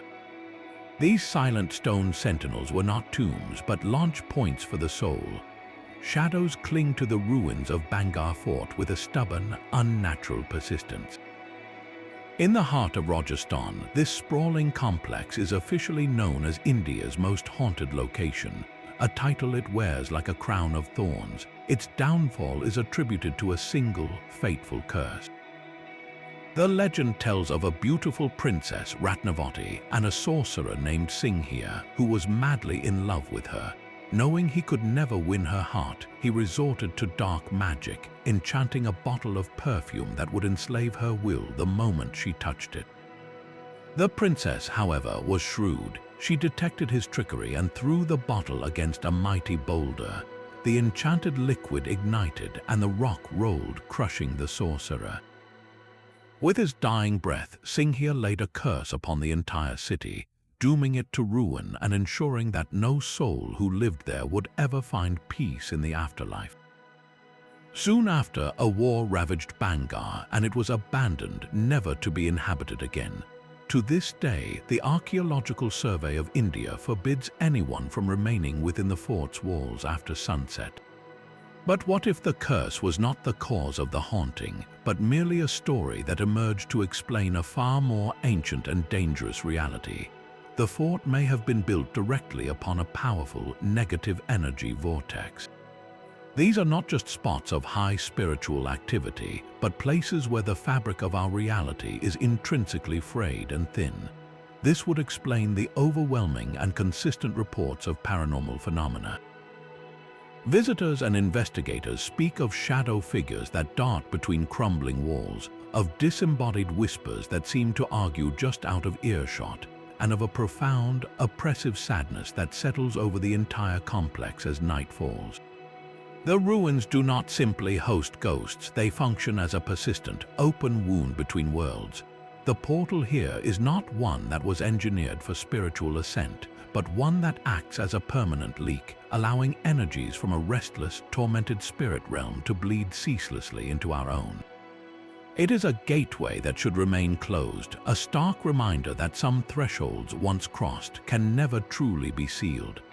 The curse of Bangar Fort speaks of a doorway that should never have been opened, but some portals were deliberately sealed by the gods themselves. Far from the haunted ruins, beneath the waves off the western coast of India, lies a legend made of stone. This is the sunken city of Dwarka, the legendary capital of the divine Lord Krishna. Ancient Sanskrit texts describe it as a city of unparalleled splendor, built upon a fortress of walls that shimmered with precious stones, its gates so high they seemed to touch the sky. It was a place of perfect order and celestial power, a kingdom ruled directly by a god walking among mortals. But the scriptures tell us that upon Krishna's departure from the earthly realm, the ocean rose in a great cataclysm, swallowing the entire glorious city in a single day, pulling it beneath the waves as if it had never been. For centuries, this was considered a beautiful, tragic myth. Then, marine archaeologists began to explore the waters off modern Dwarka. What they found was staggering. Lying on the seabed are the remains of a vast, ancient settlement. They have uncovered massive stone blocks, some weighing many tons, arranged in clear, geometric foundations. There are stone anchors, pillars, and artifacts that date back over 3,500 years. The layout of these sunken ruins aligns remarkably with the descriptions of Krishna's city found in the ancient epics. This discovery forces a profound question. Was Dwarka merely a wealthy port city that fell to a natural disaster, or was its existence and destruction something far more significant? In Hindu cosmology, Krishna was not just a king, he was a direct avatar of the supreme god Vishnu, and his city was more than a capital. It was a living, breathing gateway to the divine. Dwarka was the point where heaven and earth met, a permanent portal where the cosmic order was maintained through the physical presence of a deity. Its grand structures were not just palaces, but anchors for this divine connection, stabilizing the portal so that spiritual energy could flow freely into our world. When Krishna left his mortal form, that stabilizing force was removed. The subsequent submersion of the city was not a random flood, but the symbolic and physical closing of that gateway. The ocean did not destroy a city, it sealed a door.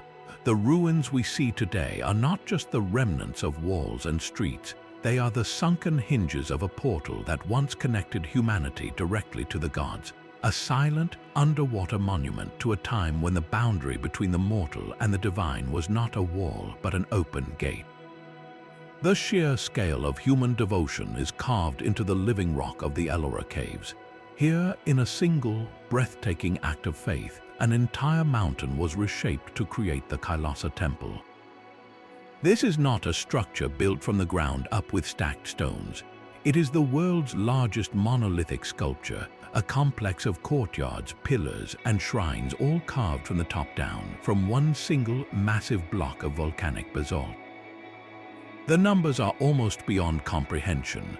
Archaeologists estimate that over 200,000 tons of rock were painstakingly chiseled away, a labor that would have taken generations. The goal was not merely to build a temple, but to replicate the very home of a god, to create a perfect physical copy of Mount Kailash, the celestial abode of Lord Shiva. This was architecture as an act of supreme reverence, an attempt to anchor a piece of heaven directly to the earth. The temple was designed as a permanent, stable portal, a place where the divine realm of Shiva and the mortal world of his devotees were no longer separate but intrinsically fused. Every inch of the complex is covered in intricate carvings depicting scenes from Hindu epics, celestial dancers, and powerful deities. These were not mere decorations.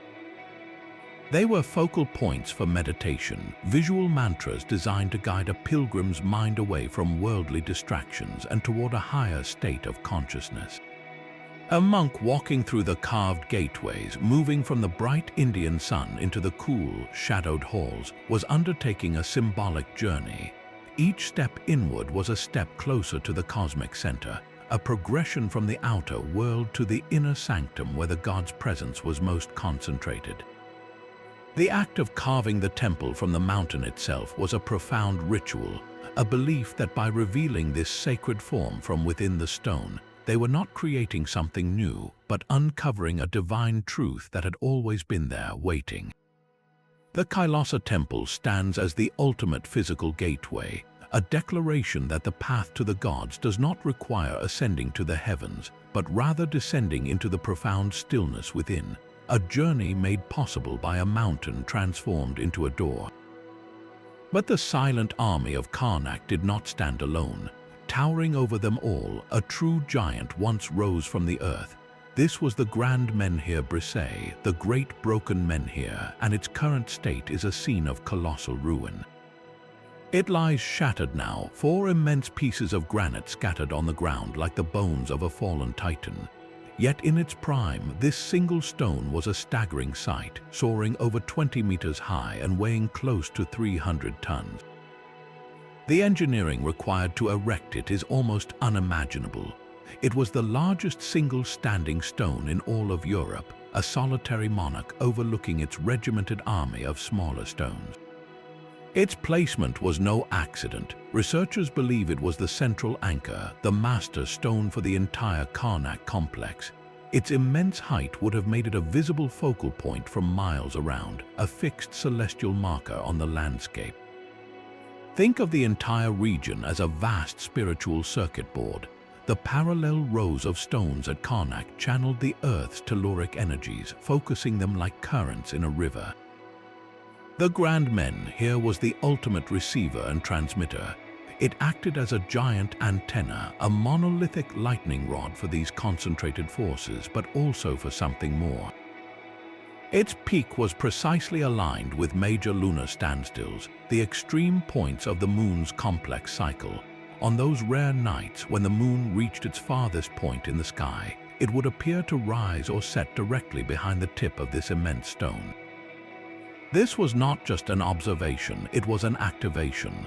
The stone would have been bathed in a specific lunar frequency, its crystalline granite structure resonating with the energy. It became a tuned portal, a stable gateway that used the moon's power to open a bridge to other realms. This makes its destruction all the more significant. It did not fall from age or a simple storm. The stone was deliberately and violently toppled, likely in a single, coordinated effort. The force required to bring down such a giant suggests a profound and purposeful act. Was it an invading army seeking to break the spiritual backbone of the local people? Or was it the people themselves in a later, more fearful age who decided that this gateway was too powerful, too dangerous to remain open? The shattered remains of the grand menhir brise may be the physical evidence of a portal permanently closed, a deliberate severing of a connection that once joined the earth, the moon, and the world of the spirit. A vast, sun-scorched plateau in the heart of the Sahara holds a gallery of ghosts. The Tassili Ennager in Algeria is an open-air museum of prehistoric memory, its cave walls adorned with thousands of paintings that span millennia.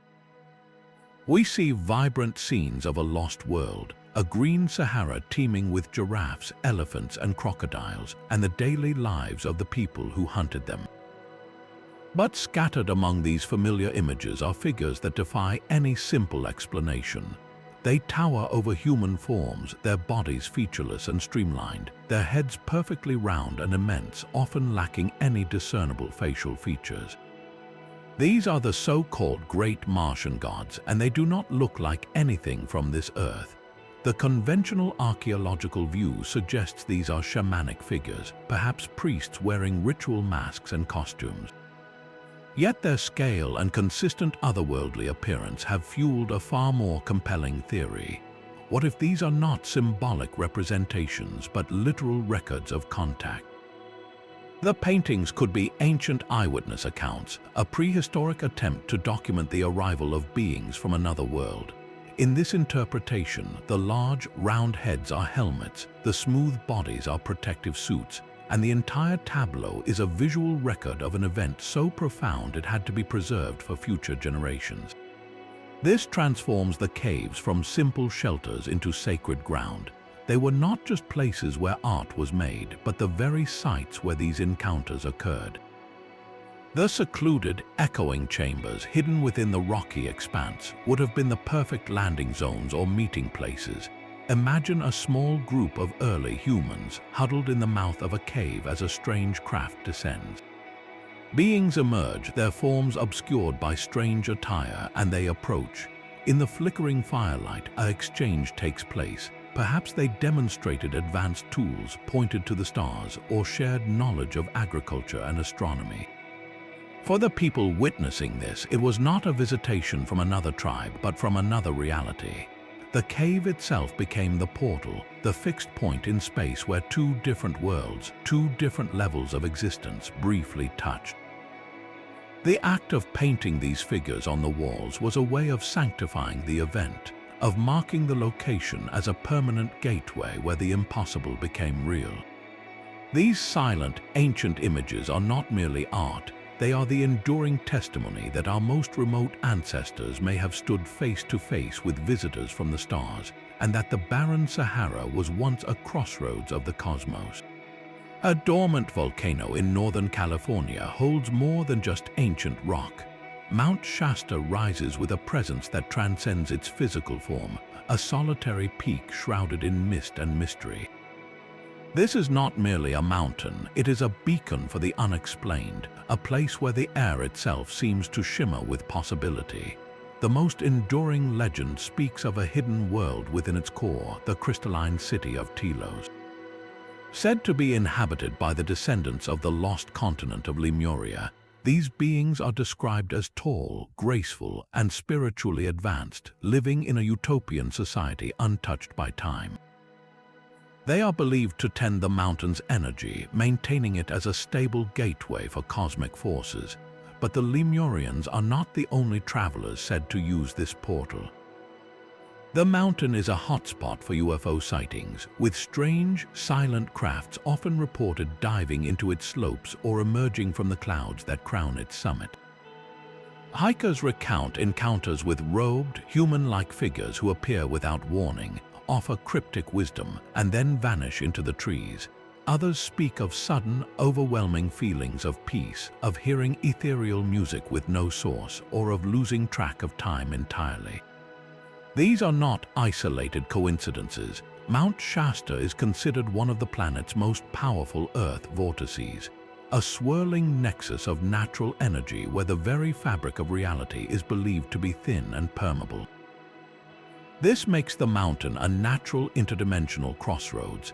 It is a place where the veil between our world and others becomes a translucent curtain, allowing for fleeting interactions.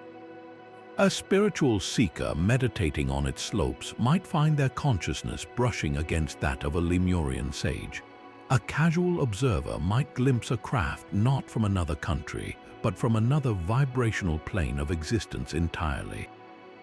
The mountain does not discriminate, it simply exists as an open channel, a permanent geological portal where the lost, the advanced, and the enigmatic can, for a moment, step through.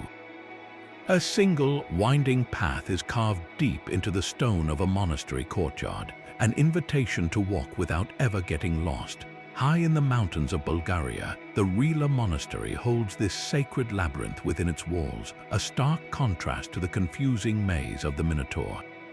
This design is deliberate, a profound distinction in spiritual technology. A maze is a puzzle of choices designed to confuse and trap, a test of the mind.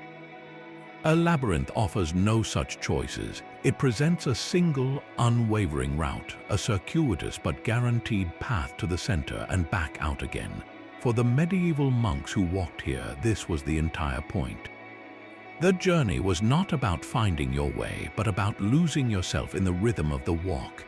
Each deliberate step along the coiled path was a form of moving prayer, a physical meditation.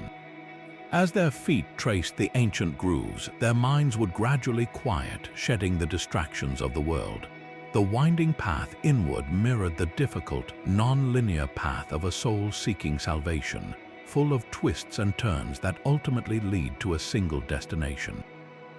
The center of the labyrinth was not a physical chamber, but a spiritual state. Reaching it symbolized achieving communion with God, a moment of divine enlightenment.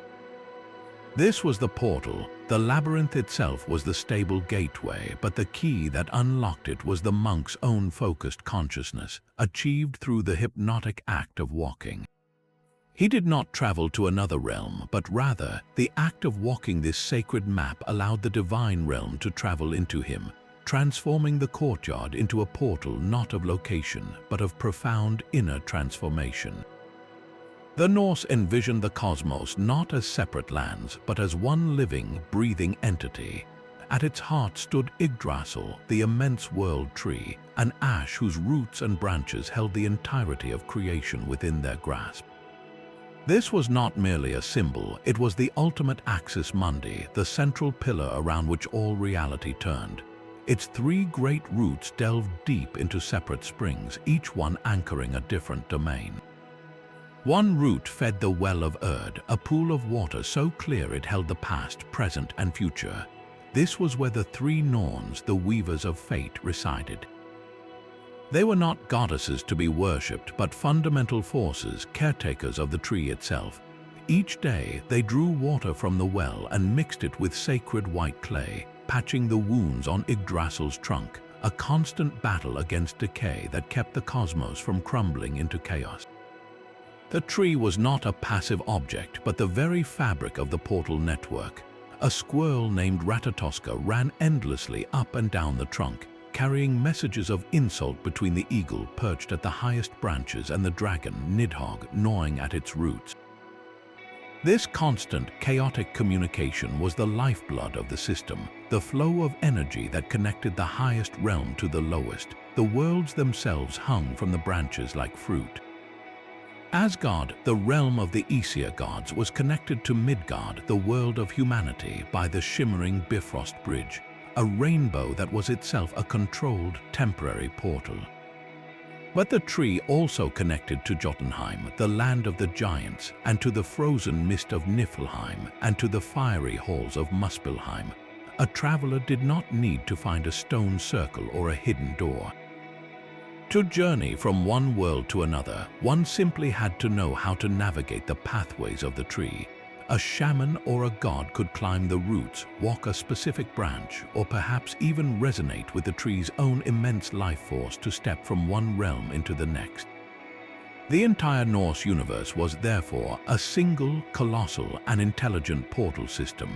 Yggdrasil was the stable gateway, and destiny itself, flowing from the well of Erd, was the key that determined who could travel and when. This was a cosmos alive with pathways, a universe where every world was just a branch away. A geological formation resting just below the ocean's surface holds the weight of an entire epoch. Stretching for almost 30 miles between India and Sri Lanka, this chain of limestone shoals is known as Adam's Bridge, but to billions of Hindus it is Rama's Bridge, a structure not of nature but of divine intervention.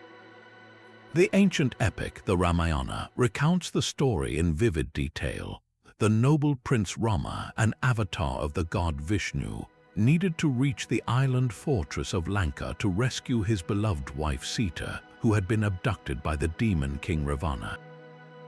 A vast ocean stood in his way. Undeterred, Rama enlisted an entire army of Vanaras, a race of powerful, intelligent monkey men.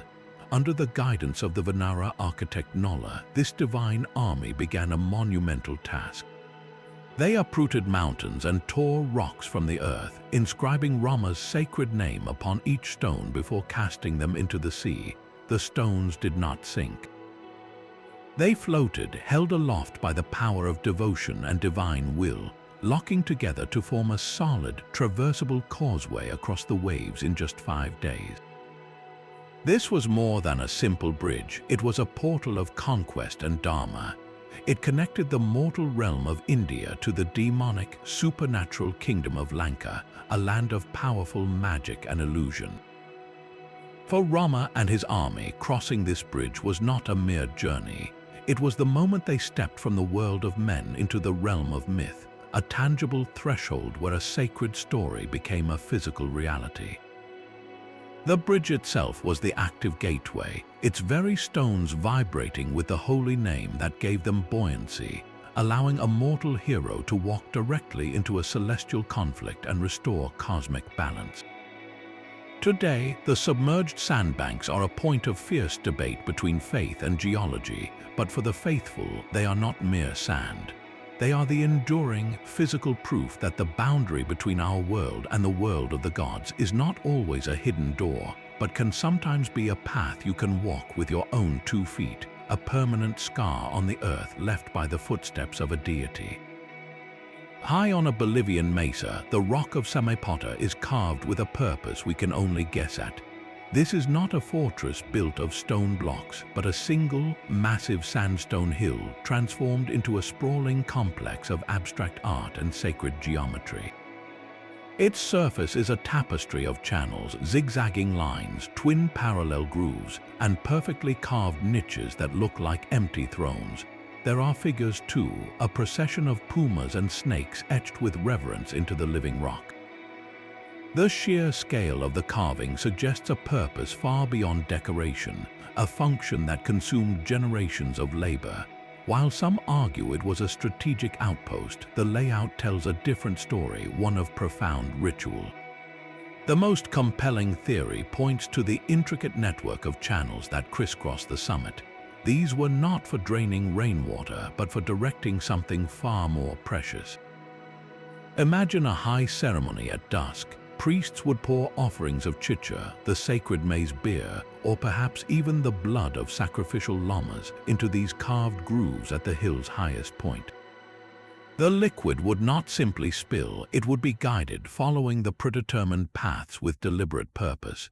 It would flow down the zigzags, symbolizing lightning and celestial power, and pour into the niches which may have held idols or sacred objects. The entire rock face would become a dynamic, flowing map of devotion. This was not mere sacrifice, it was a transaction. The flowing liquid was life itself given back to the earth. In the worldview of the people who built this, the earth was not an inanimate object, but a living, hungry deity. By feeding the rock, they were feeding the world's spirit, maintaining the cosmic balance between the human realm and the forces of nature. The cascading liquid did not just symbolize a connection, it actively created one. As the offerings soaked into the sandstone and vanished from sight, they were believed to pass through the veil.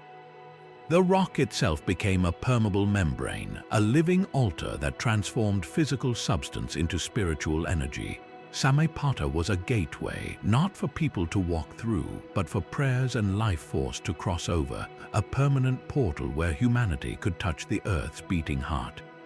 A single, sprawling canvas of painted rock in the Texas desert holds one of North America's oldest and most complex creation stories. The White Shaman panel is a masterpiece of Pecos River art, a vibrant tapestry of red, black, yellow, and white figures that has watched over the lower Pecos Canyonlands for more than 4,000 years. For generations, its central, tall, white figure was assumed to be a lone shaman, a spiritual leader captured in a moment of trance, but recent scholarship has completely overturned this interpretation. We now understand this is not a portrait of one person, but a dynamic, cosmic snapshot of 5 distinct mythic beings engaged in the ultimate drama, the very moment of creation. These figures are deities, and their interaction on the rock wall describes how the world, the sun, and the first people came into existence. The scene is alive with symbolic action, showing a ritual battle or a sacred negotiation that resulted in the dawn of the first day. But this was more than a prehistoric comic strip left for posterity. The rock face itself was considered a living, permeable boundary. For the shaman priests of this ancient culture, this was not a painting to be admired, it was a portal to be activated. The act of creating the pictograph was the first step in building this sacred interface. Mixing the pigments from local minerals and plants, applying them with deliberate care, they were not merely decorating a wall. They were installing a divine operating system, coding the very rock with the spiritual software needed to access another dimension of reality. Once the painting was complete, the portal was ready for use. Through chanting, drumming, and perhaps the use of sacred plants, a shaman would enter an altered state of consciousness before this panel. In that trance, the static figures would seem to move and breathe. The shaman's consciousness could then step through the painted scene, passing from our world into the mythic time of the gods. This was a two-way gateway, allowing them to commune directly with the creator beings, to seek their wisdom, to ensure the sun would rise again, or to plead for rain in a parched land. The White Shaman Rock was a permanent hotline to the source of all power, a painted door that remained eternally open for those who knew how to knock. Deep beneath a man-made mountain in central China, an emperor sleeps within a perfect, poisonous universe of his own design. The mausoleum of Qin Shi Huang remains one of history's most tantalizing and terrifying secrets, a tomb so vast and booby-trapped that it has remained sealed for over 2,000 years.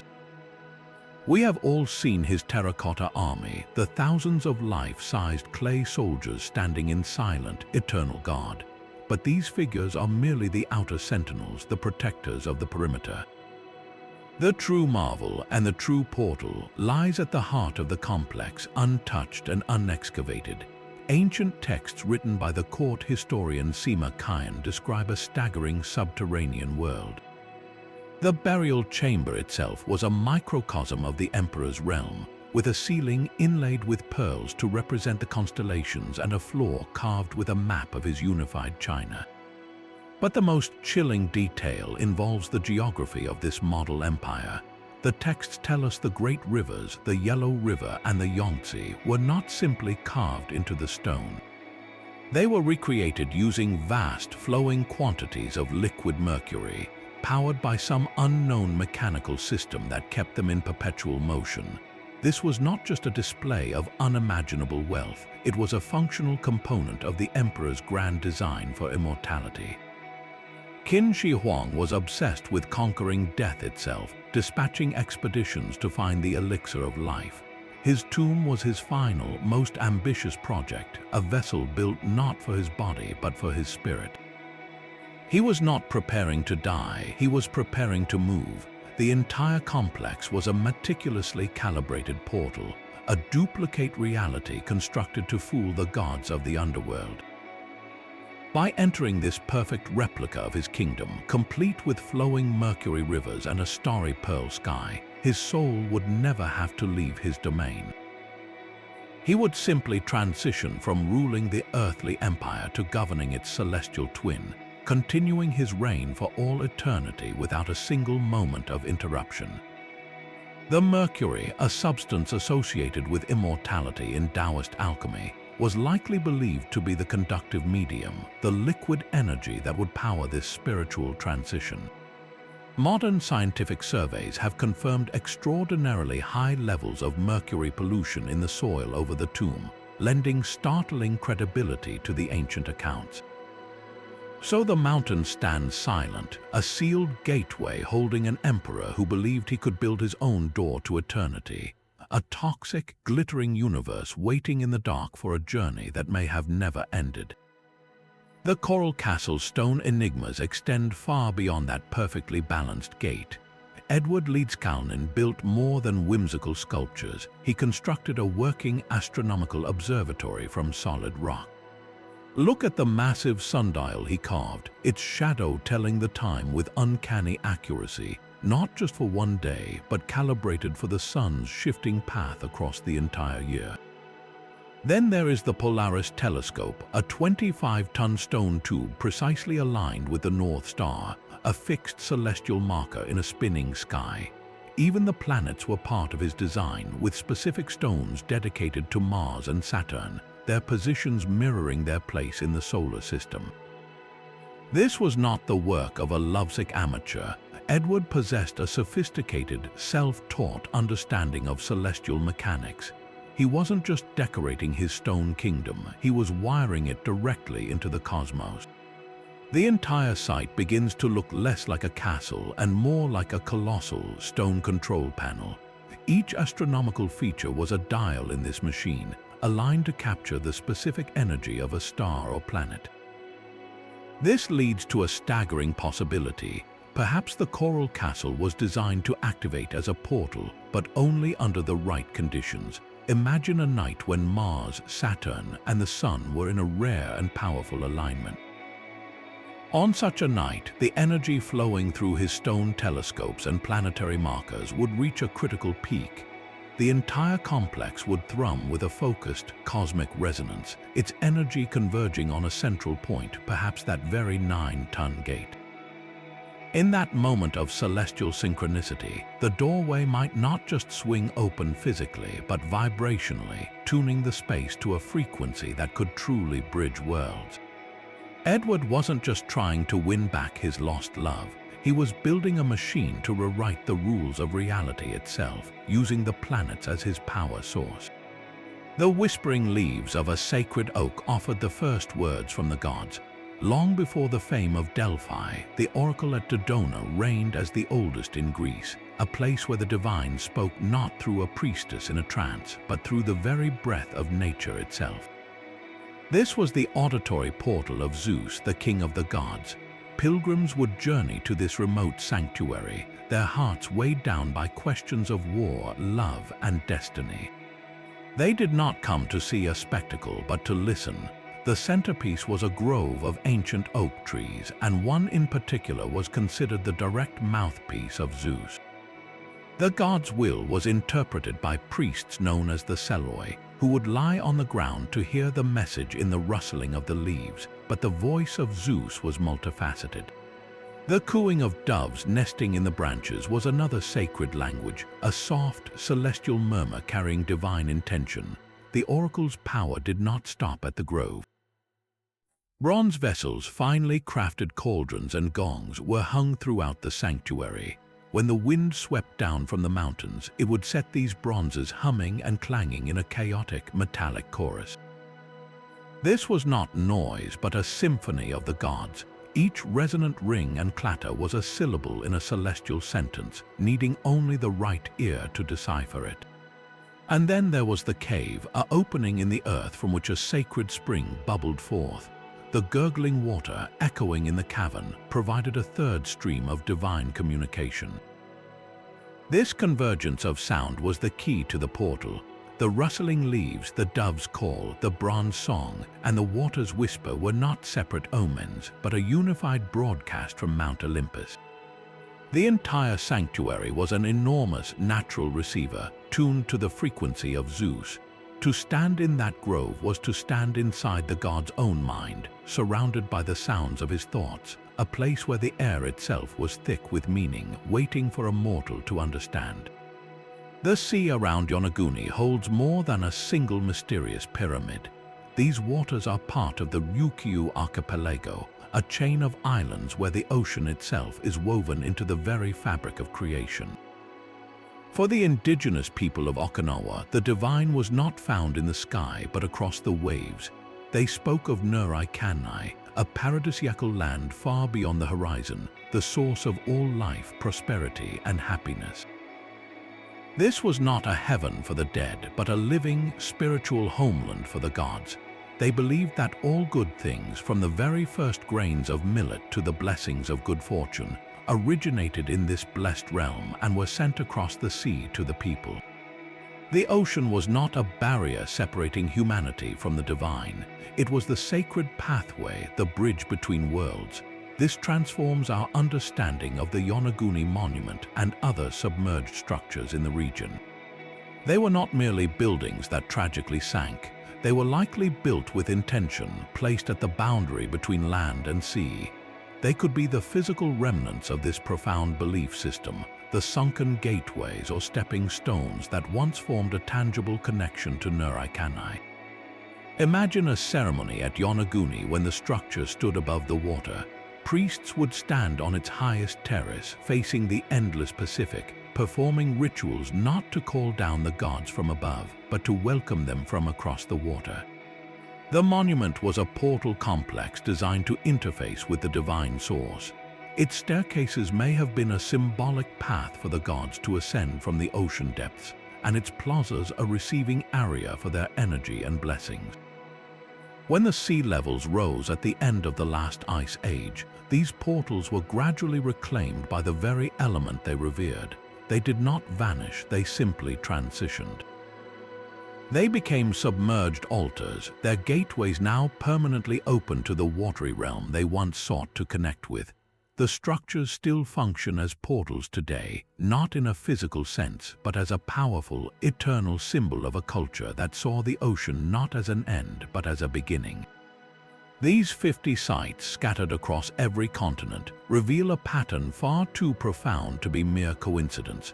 From the deserts of Peru to the highlands of Turkey, from the jungles of Mexico to the islands of the Pacific, our ancestors were all speaking the same spiritual language.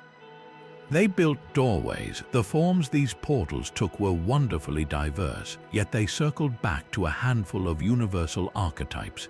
There was the axis mundi, the world axis, like Yggdrasil, the great tree, or a sacred mountain like Mount Kailash, a central pillar connecting heaven, earth, and the underworld.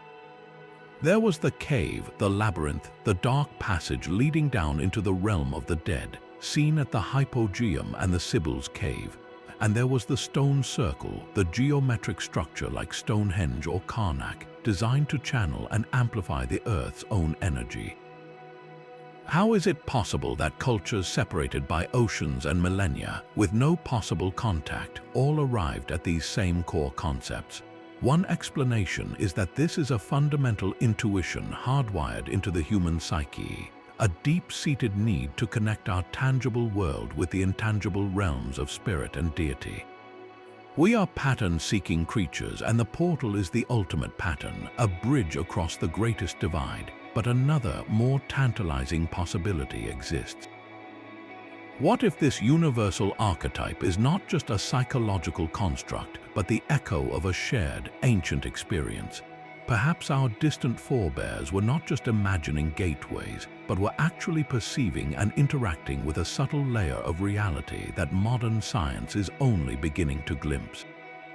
The recurring principles of resonance, specific frequencies, and geometric alignment at these sites suggest a lost science, a practical understanding of how to interface with other dimensions. These portals may have been functional technology built to tap into a real and omnipresent cosmic network, a web of energy that connects all things. The sheer consistency of the design, from the pyramids to the menhirs, hints that our ancestors were not just worshipping the unknown, they were engineering a connection to it, leaving behind a global testament to a truth we are only now rediscovering. The legends of stargates and spirit doors feel like pure magic, but what if they were rooted in a forgotten intuition about reality's true fabric? Modern theoretical physics paints a universe far stranger than any myth, one where the concept of a portal is not just fantasy, but a mathematical possibility. Consider the wormhole, often called an Einstein-Rosen bridge. This is a theoretical tunnel through the very fabric of space-time, a shortcut connecting two distant points in the universe, or perhaps even linking two separate universes entirely. It is a cosmic doorway predicted by Einstein's equations that could make instantaneous travel across vast cosmic distances a reality. The massive, stable stone arches and resonant chambers of the ancient world begin to look less like symbolic monuments and more like attempts to create a localized, stable version of such a bridge, a structure designed to hold open a tear in reality itself. Then there is the multiverse theory, the idea that our universe is just one bubble in an infinite foam of parallel realities. These other worlds could exist with slightly different physical laws, or be carbon copies of our own where history took a different turn.